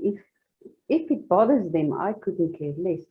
Most likely, it never bothered them. So now I'm making this a big problem, and I'm the unhappy one. So just let it go. I think that's the best thing. Easy? No, definitely. But you have to look after yourself, and that's the way to start the healing process. Yep. The very important thing that you said there. Life is a selfish process, not self-centered, selfish. Until you are willing and able to put the effort into yourself, then there's not a great deal more, not a great deal that you can do for the other person. You have to putting the effort into yourself. What Linda said, I agree with her, in fact. But the question to you, if you've done that the way that Linda put it, I don't think it's really necessary to say that to the other person, because I mean, as you said, it's something, it's for you. You that will set you free. It's fine, and it's your life. It does nothing, little to do with the other person. You don't have to go to that person and say, I forgive you or whatever. Am I right? Which goes back to the thing that love is a choice, love is a decision. It's got very little to do with the other person. Can I ask a question then? Okay, so Christopher, in the other side there, where you decide you want to experience a bully or being a bully or whatever else, do you think there are also people not getting along? In this world, we all have people we don't like. I have my ex-husband's Flatty. I don't think I'll ever get along with her ever again. She used to be a friend, but that's not a forgiveness thing. You just, you understand where it happened and why and whatever else and so on. So there's no blame. But there will always be someone that you do despise in this life, right? In our bodies. So do you think our souls over there on the other side won't get along either? And will that sort of affect, let's say, this thing with myself and Zelinda, will that carry on in the next life or whatever else? I don't know. That's one of the great mysteries. There's that interesting phrase in the Christian Bible again. It's, in my Father's house there are many mansions. There are many aspects to life, because mansion in that sense, in my Father's house there are many rooms and many ways of looking at things. I don't know.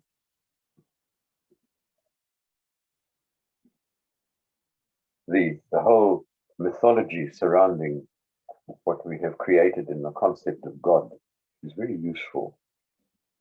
Is it correct? I don't know.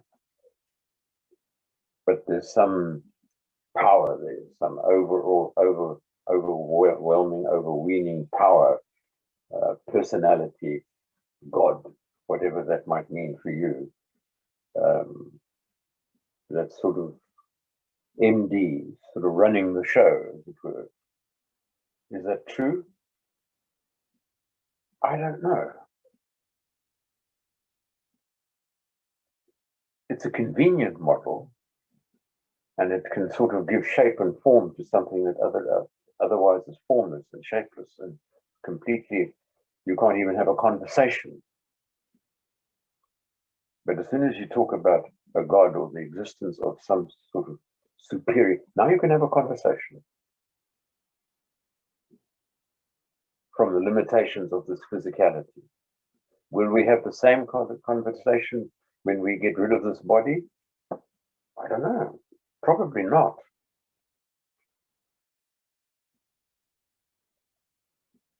But I don't know.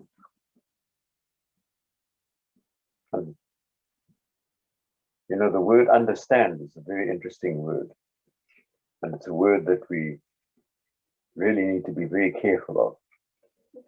Understand. There's no growth. It's only when we take away that then there can be development. So, do we understand? No. There's only one thing that we can do. Accept. And acceptance implies the thing that we got back to, forgiveness. You are who you are. Good. Does that mean just because I forgive you, does that mean I've got to sit next to you and have coffee with you? No, I choose not to. Why? Because you are a stink in my nostrils. And it's perfectly legitimate judgment. Because we exist in judgment. I'm sitting in a chair at the moment because I've made the judgment that this chair will support me. And when this session is finished, I'm going to walk down some stairs. I make a judgment that those stairs are not going to collapse underneath me. Can't exist on this physical plane without judgment. I meet somebody for the first time and I make a judgment and I decide now I don't want to see them again. Perfectly legitimate.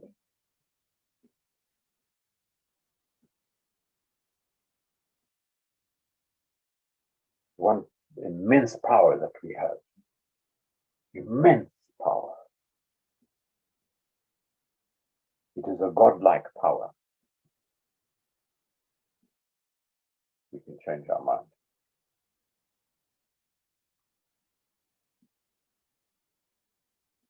We can make one decision and say, I'm going to do this. And then 1 second later, we can say, I'm going to do that. That is the power of a God. It's immense. It is almost unbelievable.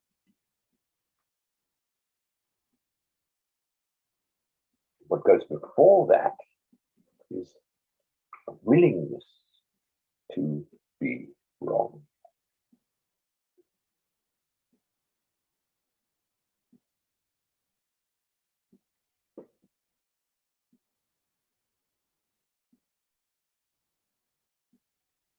What's happened? Have we lost connection?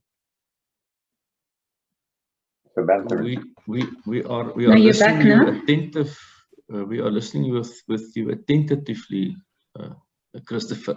It reminded me of, I can see us sitting like years ago around, and we're listening to you, as the person talking.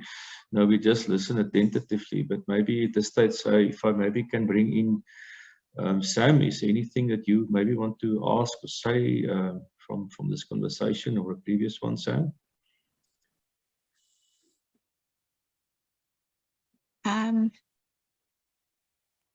I don't really have questions at this stage. These are all things that Christopher and I have spoken about at length over a period of a few months recently.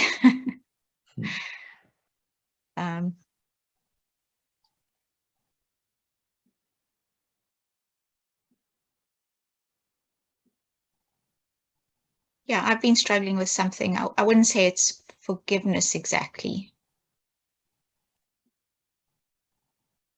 Something that happened a couple of years ago, the end of a relationship. And it's left me with something that sort of feels like a thorn in my mind and in my heart and in my soul even. I don't know if that's possible.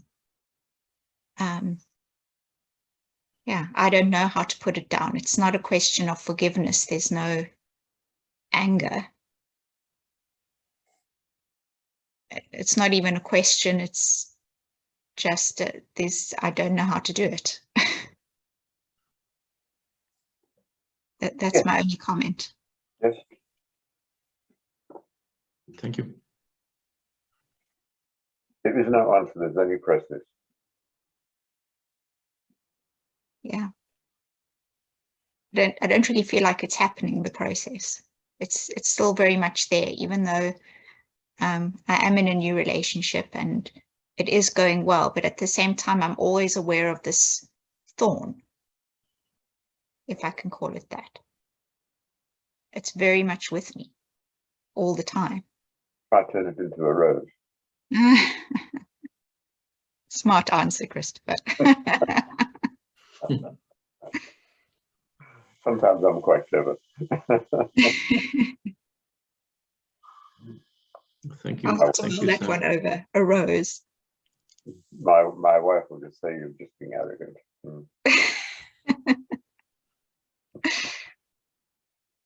Thank you. Thank you, Sam.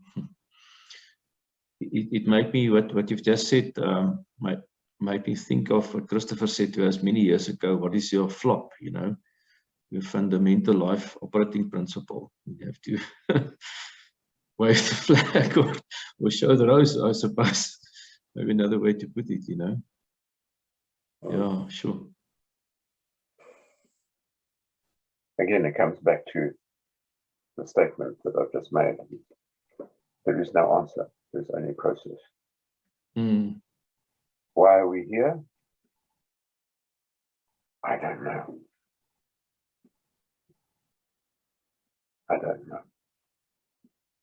I do my very best to live with the other saying as well, is that life will not give me something that I cannot handle. Is that easy? Nay, master.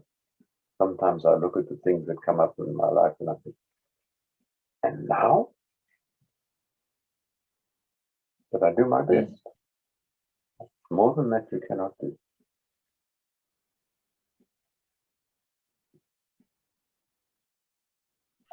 So, Christopher, may I disagree with you for a second, or not disagree, rather, can we discuss it? When you say life doesn't give you anything that you can't handle. It's just a woman bearing gifts, you know. I'm not going to just, and then she immediately cuts you off with the knee.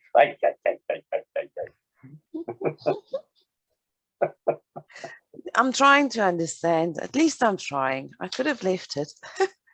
No, but the point is, from my opinion, life, you say life doesn't give us anything we can't handle, but it does. When people commit suicide, they decide, well, I can't handle this stuff, I'm checking out, you know. So you do get situations that you really cannot handle. Just because that doesn't mean that they decided not to handle it. Doesn't mean how they so? can't. Well, suicide is the decision. Oh, yeah, that's true. They made a decision, no, I can't handle this, and they're pulling out. It's got nothing to do with the facts. So when people give up, they decide to give up, not because they wouldn't be able to handle it. But there are people who go off their rocker and go, well, you know, it has been too much, and they just lose it. Yeah, maybe if they sort of just slipped another Kelky vein, then everything would be okay. Who knows? Okay. I'll think about it. I'll think about that. Thanks. You asked me to remind you of some questions as well. Michelle, just before you remind Christopher, but yeah, keep that. I just want to bring Abby also just in.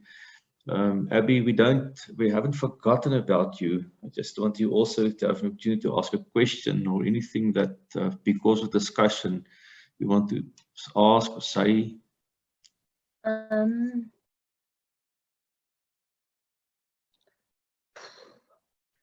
I just like any more wisdom on relationships of any kind, because I find dealing with people quite difficult.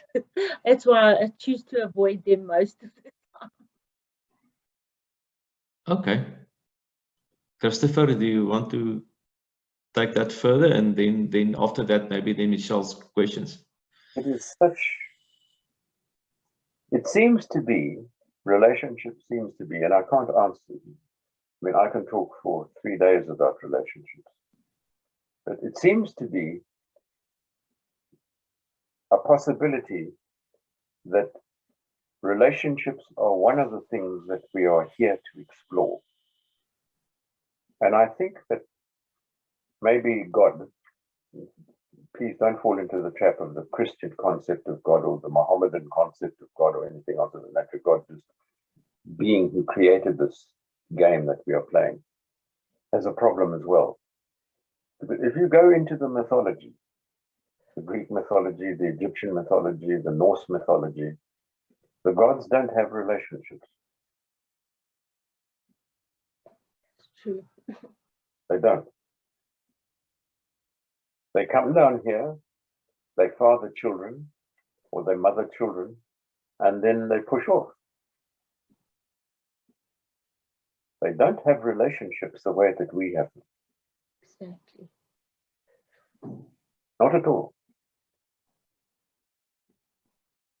And particularly if you look at the Greco-Roman pantheon of gods, none of those gods have relationships in the way that we understand them as human beings. And that's similarly so with the Egyptian pantheon as well. So maybe one of the reasons that this game was created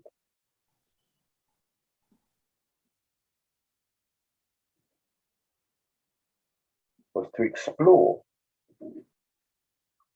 what relationship is. I don't know. It's a mystery. But certainly when I look at the big thinking,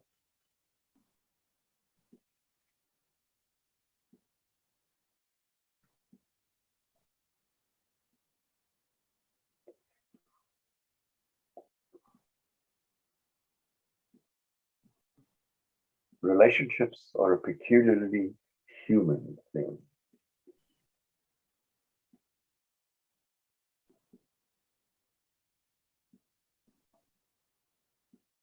I was told many years ago that the word human, I don't know if it's true or not, but I like it at any rate, so I'll make it mine. The word human comes from an ancient Egyptian word that means fierce animal.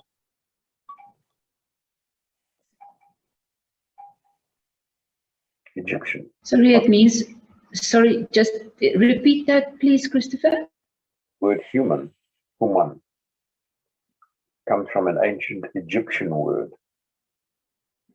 that means fierce animal. Fierce animal. And we are a fierce animal. We can kill one another. We can kill other things. We can cut down trees. We're in the process right now of destroying this planet on which we live.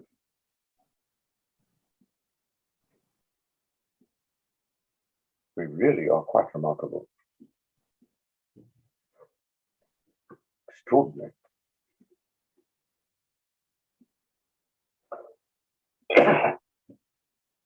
Will we succeed in destroying the planet? I hope not.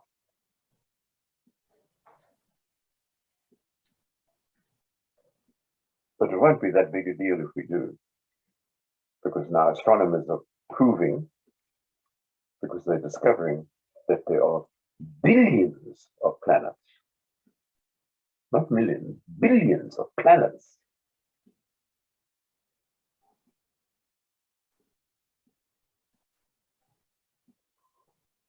When you look up into the night sky, particularly when you can see the Milky Way, those are billions of stars. And a lot of those things that we call stars are in fact galaxies, but they're so far away that they show up as a single point of light. And within those galaxies, there are millions and there are billions of stars. So it's an unimaginable thing. It's beyond human perception. So if we destroy this planet, yeah.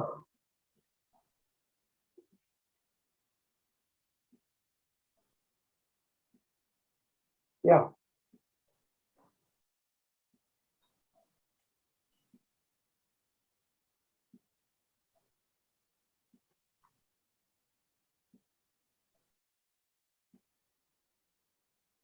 But we are powerful beyond measure.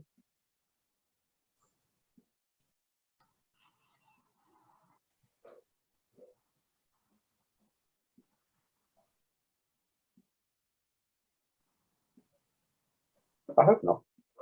It's very pretty, it's very beautiful.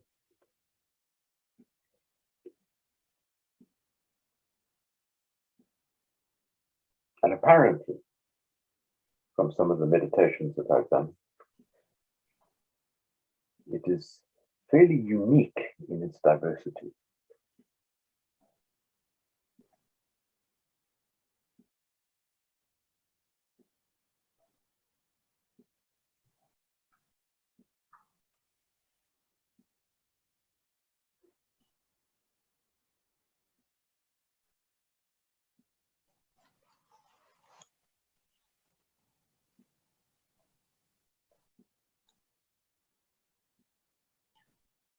maybe Michelle, if you want to ask those questions, you've got one or two that you wanted to ask. Thank you. So Christopher, you did touch on it earlier where you said love is a choice.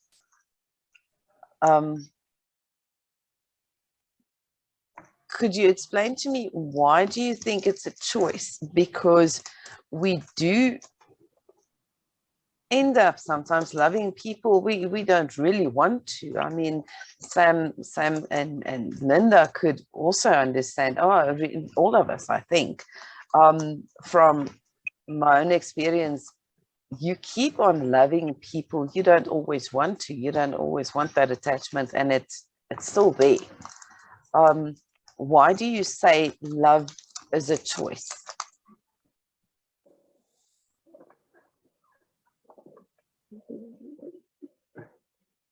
You fall into your own trap when you say you don't want to, but you do.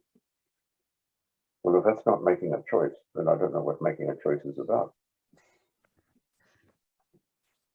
Okay, but I don't get it. As you say, I'm creating my own trap. Because the mere fact that you choose to love them despite the fact that you don't want to, that's a choice.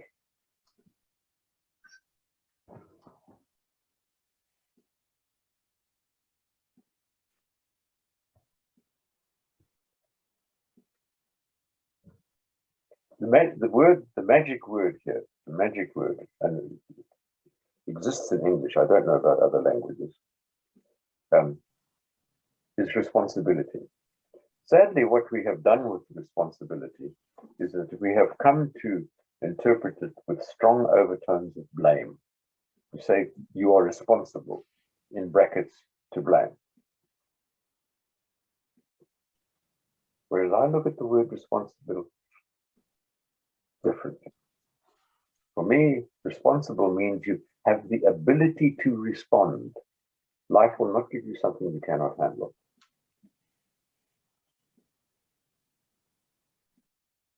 It's one of the great gifts we have as human beings, the ability to respond. Responsibility. And if we have the ability to respond, then nothing that is beyond our ability to deal with.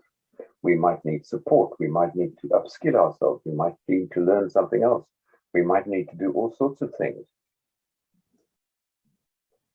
But we can't. Because to get support and to learn things is a choice, isn't it? Exactly. As it says, again, go back to the Bible. It's very powerful.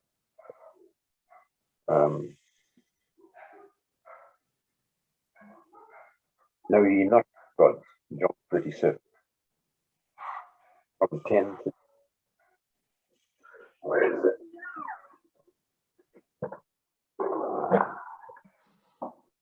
I thought I had it here. Yeah.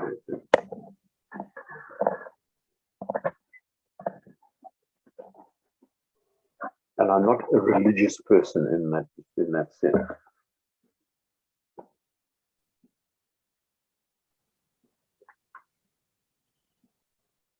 John 10, 30 to 34, ye are gods.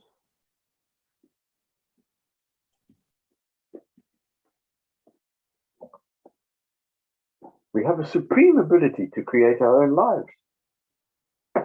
Fantastic.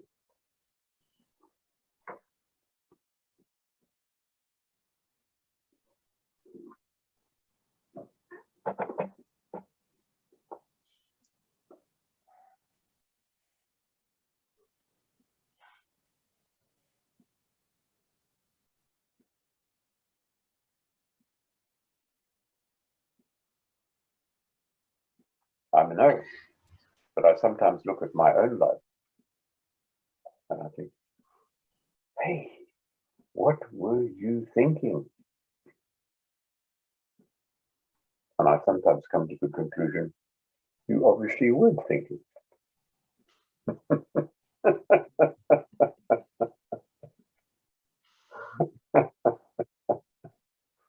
Because if you were thinking, you wouldn't have done that.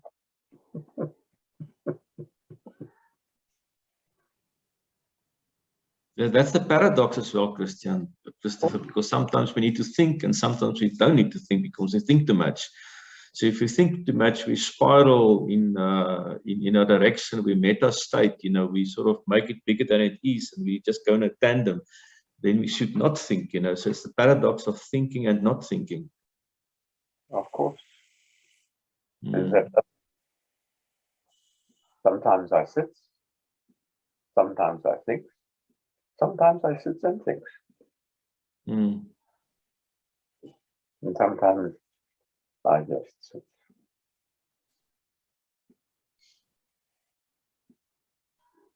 I remember something. Sorry. Awareness. On that, yes, awareness. I remember in Harlequin, sometimes when we just sit there and we think or we not think and we don't get moved, and then you said to us, you know, shit or get off the pot. Just a very graphic phrase, yeah.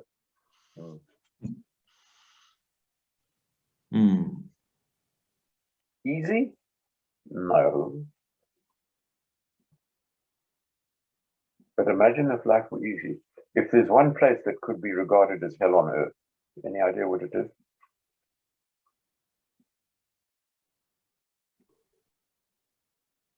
It's where we are. Tormenting yourself with negative thoughts, maybe, or what? Garden of Eden. Garden of Eden. Hell on earth. One simple reason. There's nothing to do. And then we get bored. And then we start all sorts of nonsense.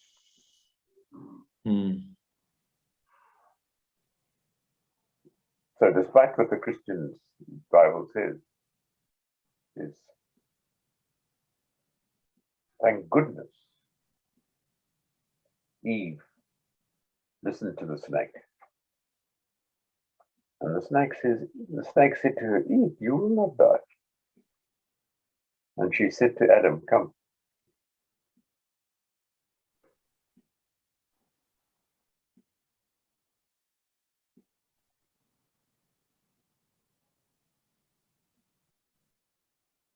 Thank goodness.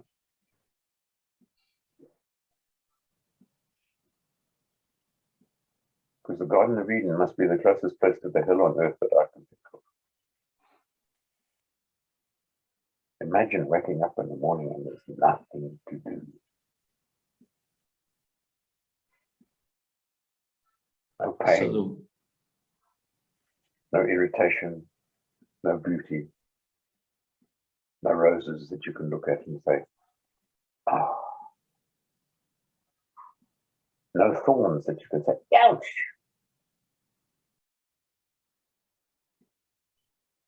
So the world must be our playground. And occasionally you're going to fall and scrape your knees. Don't you think heaven is going to be much the same? The concept of heaven sounds terribly boring. Yeah, sitting there listening to these angels going, ha ha ha ha ha ha. And the flippin' harp music. As it says in the good book. You know? Hello, can you imagine? That's why we occasionally go over to the big band and say, hey, this is too much. I want out. I'm going back down there. What am I going to do? I'm going to be a perfect shit this time.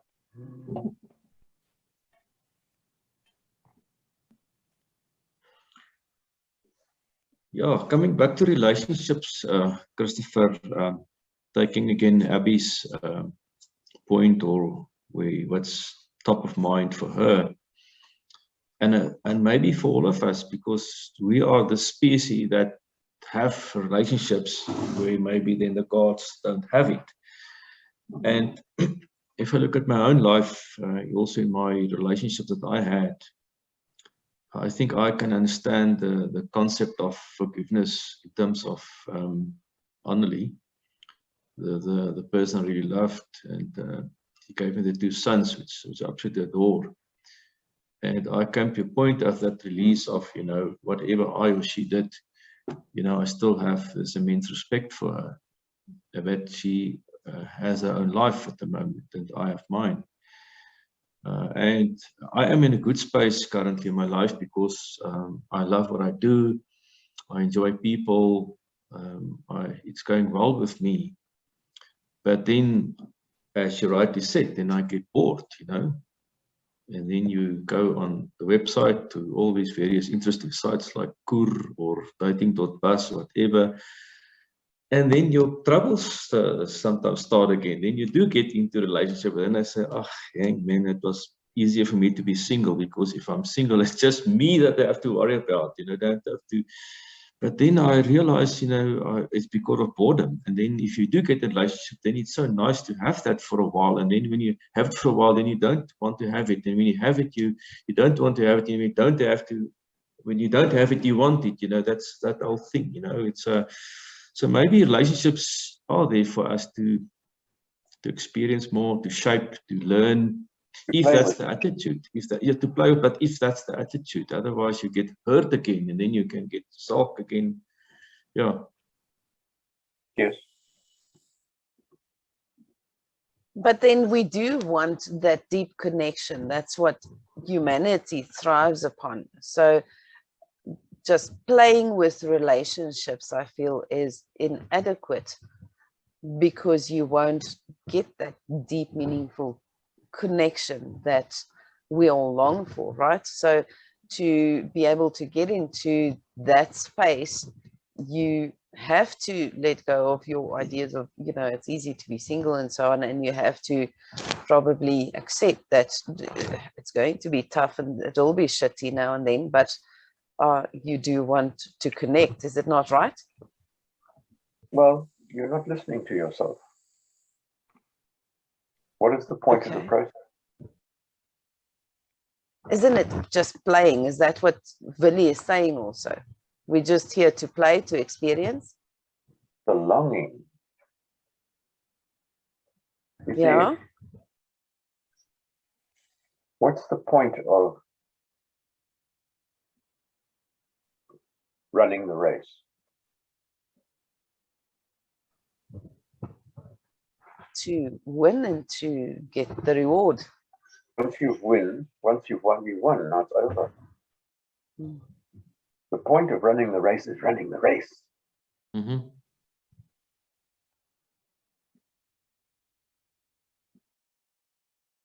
Once you've crossed the finishing line, listen to the word. Then it's ended, it's over, it's finished, it's clear.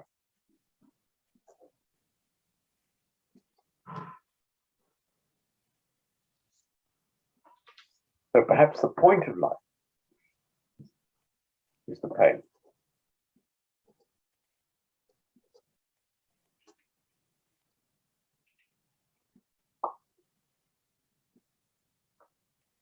But not only the pain and the pleasure, surely. Well, they go hand in hand. Can't see the one without seeing the other, or you can't experience the one without knowing the other one. Oh. Just both of them. Listen to the wisdom of those words.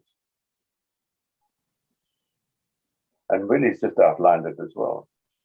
He goes and he has a relationship for a short while, and he thinks, hello.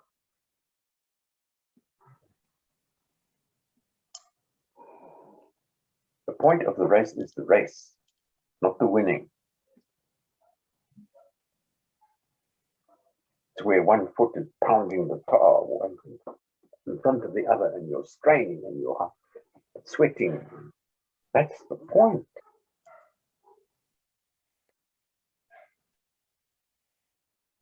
As soon as you cross the finishing line, it's finished, it's ended, there's no more.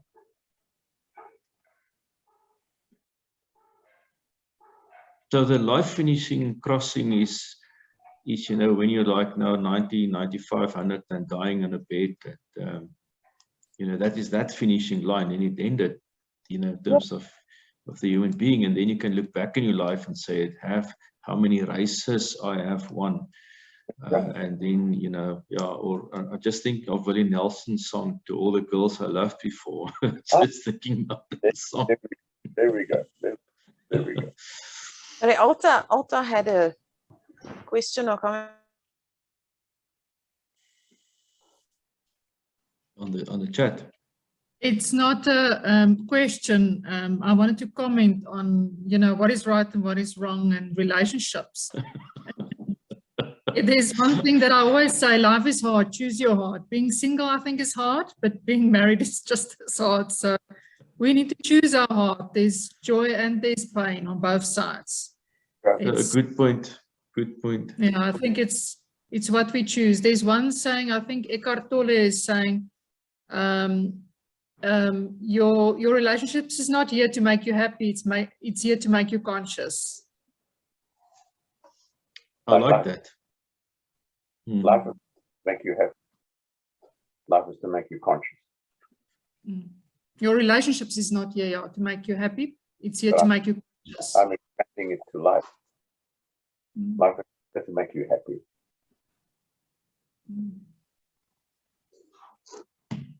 In terms of the Platonic model, which I rather like, you choose your life within your own. Why? For the experience.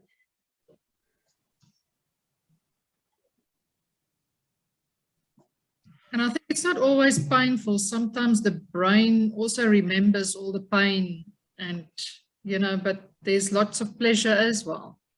Oh. It's a balance.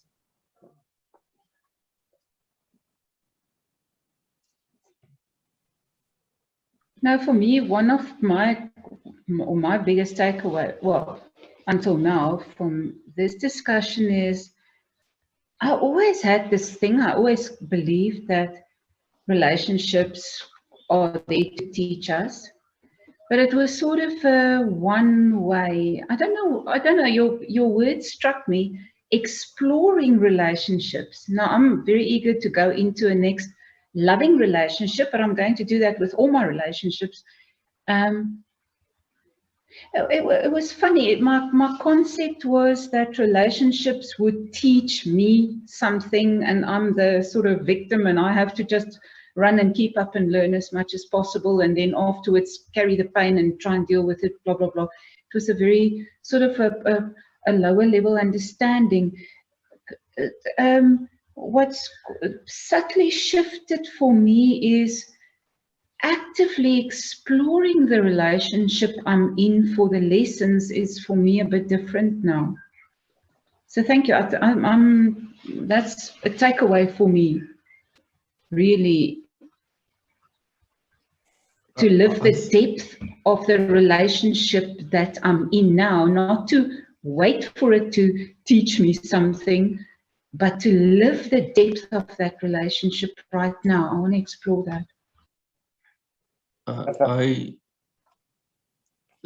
Christa, I can make a comment because I know Rieta also well. For me, that's also a good view, because if the view is that then and the relationship so doesn't work out, then it's not about hitting yourself and say, oh damn it, I wanted, it's another 3 years wasted or whatever, you know, because that's a not a nice way to look at it. But if you look at the way you explained it, you say, well, I've learned the following, you know, I celebrated life, I've gained the following, you know, that's just a better space to be in, you know. And you celebrate that relationship for what it gave you and for what depth you found in it. And then it's your own boundaries and your own need for experiencing something else that takes you out of that relationship. But you don't go out of there with resentment and moaning and groaning and suffering, but it's a conscious decision to leave that relationship for some other experience. If your boundaries predict, or if your selfishness and your learning predicts that you need to move on. Yes. I want to change it. You just set yourself free. What I think is very important is that you will not learn the lesson until you've learned the lesson. You will go back to your old ways and you will go into the same relationship. You have to learn a lesson through the experience of your relationship. Otherwise, you will end up in the same old boat. It seems to be like that. So it's both. It's the experience and the lesson. I can buy that. I can see that as well. And then sometimes you learn the lesson in another relationship. But if you can learn it in a current relationship and it's working, then you don't have to go through all this unnecessary pain and cutting your estate in half and financial hassles, etc. Sometimes it's a conversation I have with my concept of God, and I, do we really have to do this again? Yeah, but you also know when there's a closure, when a certain repeating pattern is coming to a close. There's a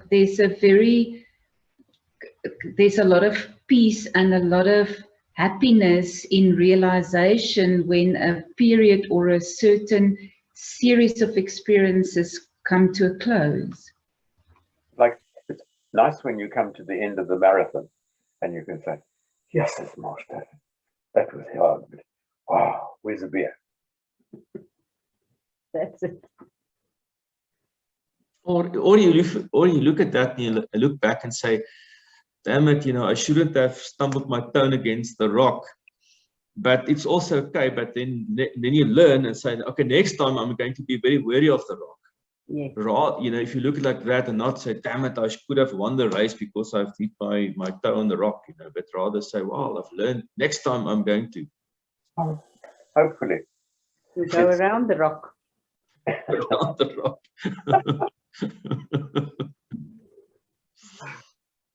There is no answer to any process. And these become incredibly valuable for one reason only. They increase our awareness. You'll come away with, that's the answer. This is the answer. This is what I just feel, awareness of the process. And that's what Jet was saying. He has an awareness of the process. And that seems to be it. I would maybe add to say, yes, the awareness, but linked also to what you said earlier, Christopher, is maybe I'm wrong, that because, what will the awareness help you if you sort of link the awareness to your righteousness and say, I knew I was right all the time. So it's with this humble view of maybe I'm wrong, what have I learned, and being aware of that, not being aware that I'm right,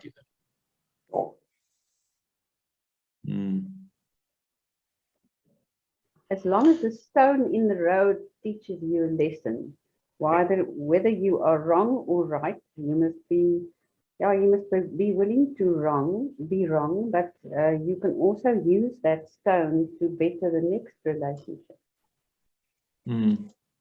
Hopefully. Hopefully, because everything still is also a mystery, and we sometimes just don't know. Yeah. I'm back. Oh, great, Christopher. Yeah, let's that's fine. Let's then maybe wrap up the day by that last point that Michelle mentioned. Thank you, Michelle, for that last point. I think it's the concept of vulnerability. That was the thing. Maybe talk to us something about concept of vulnerability, and then we can maybe wrap up and just ask everybody to say what was the main key point that they got out of today.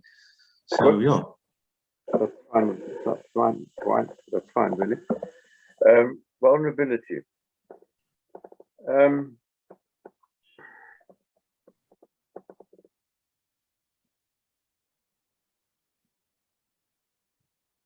There's a useful analogy. and it's in the egg. An egg is useless and has no point until you crack the shell. Okay. Then you can get at what's inside. And if in our relationships and in life generally, you are not prepared to make yourself vulnerable, in other words, crack the shell, then you're not alive. An egg is a dead thing until you crack the shell. Then it becomes alive. And it has the potential for life. The yolk and the white. What becomes the white if you cook it. So vulnerability seems to be a very necessary part of our humanity. And to always put out the tough exterior is sad, because it's a denial of our essential humanity, of our essential value. And to attempt to be in relationship with somebody who is not prepared to be vulnerable, how can you?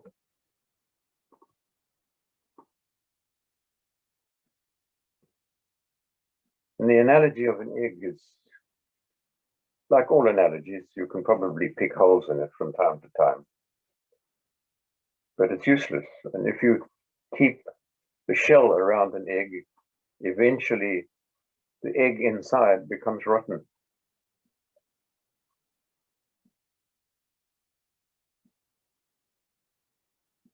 Becomes rotten.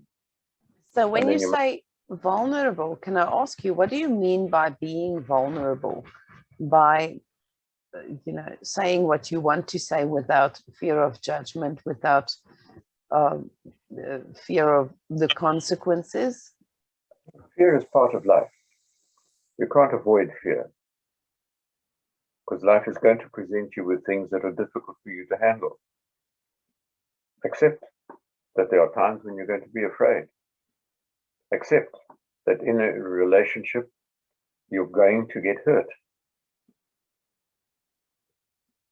If you're going to go into a relationship thinking that there's not going to be any pain, pain is part of life. We start off life in pain. What's the very first thing when a baby is born? What do we do? We wait for it to cry.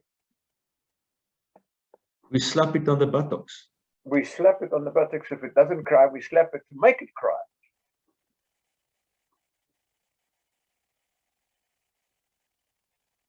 Pain is, you can't avoid pain. And that crying has got a purpose. It makes him take a deep breath. It's purposeful. So when you experience pain in your relationships, take a deep breath and say, okay, now what do I have to do? Am I willing to be wrong? Or am I going to be right?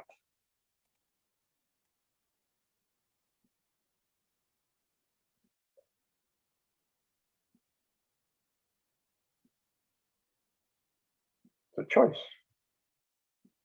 Am I going to love? Or am I going to hate? It's a choice.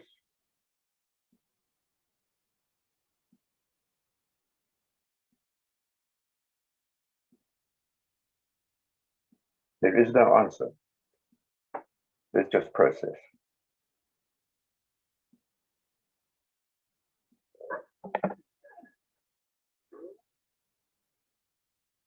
As soon as you're willing to be wrong, you're alive. As soon as you're right, you just died.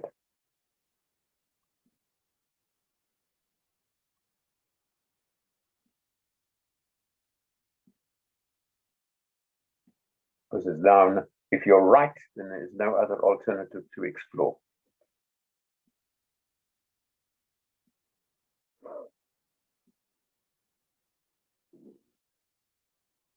When there's a stone in the shoe, you're alive.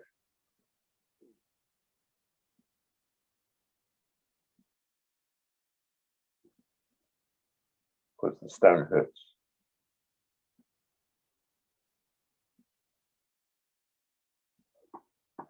So to allow your vulnerability is an admission of strength and an admission of power.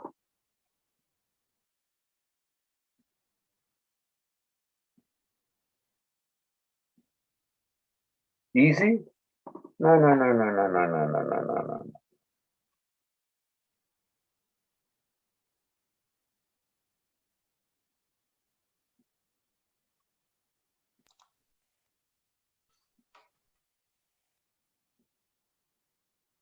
So if you do that, you're actually embracing humanity.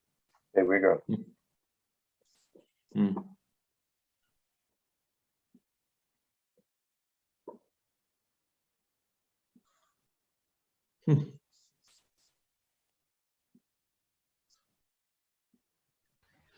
That would also explain why we are sort of driven to have relationships, to be in relationships, because I find that when I'm not in a loving relationship with a man, then I miss it. And while we're driven to have relationships with our friends and with our children, it's like something drives us. It's as if it's a life need or a purpose of life to be in those, to have that. And I've never believed in that, you know, the Siddhartha stories and stuff where you go into the woods and you become enlightened by living in the woods on your own for 7 years. That's not where you find enlightenment, in my opinion. I agree with you. But maybe Siddhartha needed his 7 years where you need maybe a week. Something like that. One must be careful about that. You see, that comes out of the Indian way of thinking. And I'm racist because there's a lot of value in that. But it's also limited. And there's a reason why we are now bringing into the melting pot, as it were, a Western way of thinking. And is there wisdom to be got out of the Eastern way of thinking? Yeah, huge. But there's also wisdom in the Western way. And one of the great things about the Western way of thinking is this question of vulnerability. I love the Siddhartha story. It's great. But to bury myself in a forest for 7 years seeking enlightenment.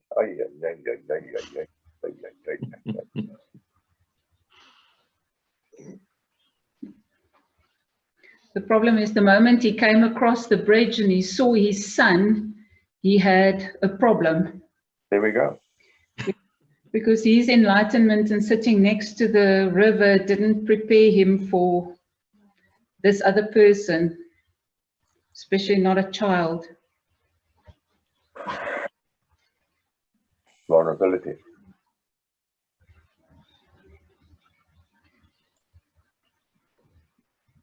Is it difficult? Ach, gooi toch. Ach, shame.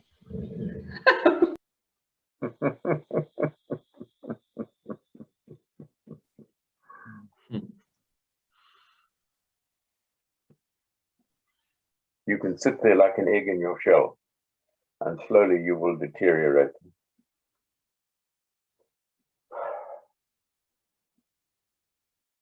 And I think when we're all growing older and you get to 90 years old, hopefully one is not only then start to get the enlightenment. Well, if I look at my two young sons, you know, if they can be, you know, at where they are in their 20s, also have other kids. They are in Cape Town, and they are in their 40s now, and yeah, I also see their way of living and all their different ways of living. Christopher, yeah, it's 12 o'clock. What I suggest is there any last things that you want to depart us with, and then I can just ask everybody just to say something that they think they gained from this workshop. We have not dealt with anything, but you know, I could keep you here for the next 3 weeks and still not cover all the material that needs to be covered. Yeah. It's continually new stuff comes up all the time for me. Yeah. Yeah. My favorite phrase: I don't have answers. I only have process. Yeah, that is something that I really take from this workshop. If I can then maybe, before you say maybe another word or two, Christopher, maybe start with Alta. Alta, if just everybody, just something that you gained from this morning discussion. Alta, just unmute yourself. Yeah, thank you, Billy, and yeah, thanks for the opportunity, Christopher. I think what you mentioned now, the last thing about the egg, and if you don't break that vulnerability, you actually become rotten inside. Vulnerability has never been an issue for me, but for other people it is an issue. I understand that. But yeah, it's not always an easy journey to get other people to open up to their own vulnerability. But I think that is very valuable words. Thank you. Thank you for that. And the egg analogy is useful. You know, as I say, one can sit down and pick up, but an analogy comes to that. Yeah. Yeah. Thank you, Alta. Action in the past. Yeah. Abby, anything that you take out in this morning workshop that's meaningful to you and you can take you forward? Just unmute yourself.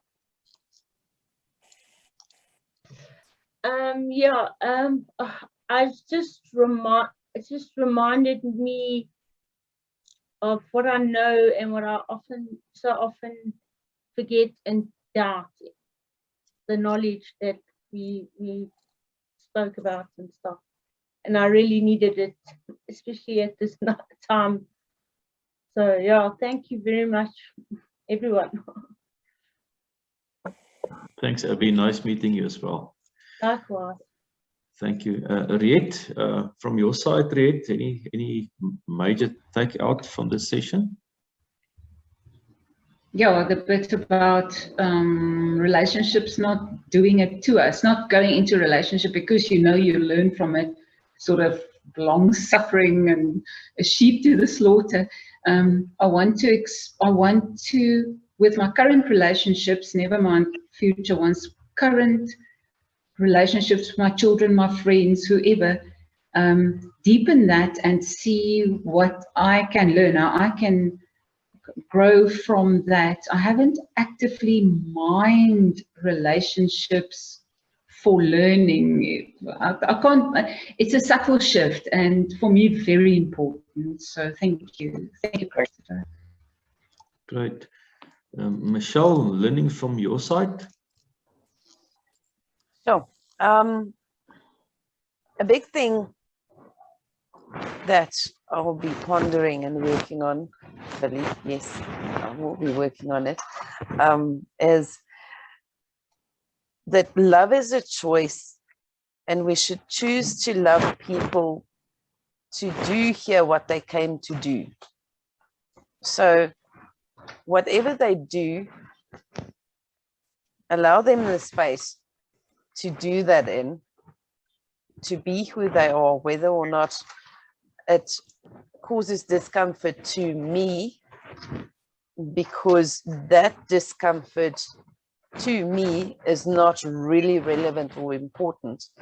It is what they are here to do and what I am here to do that is important. And with getting that done, I need to love people enough to allow them the space to do so, not to try to control them or to change them or to judge whatever they do, rather to just allow the space and this is now close or not close, neighbors or not, you know, Pakistan, whoever, to allow them to experience what they came to experience, and obviously to allow that same love and space for myself as well.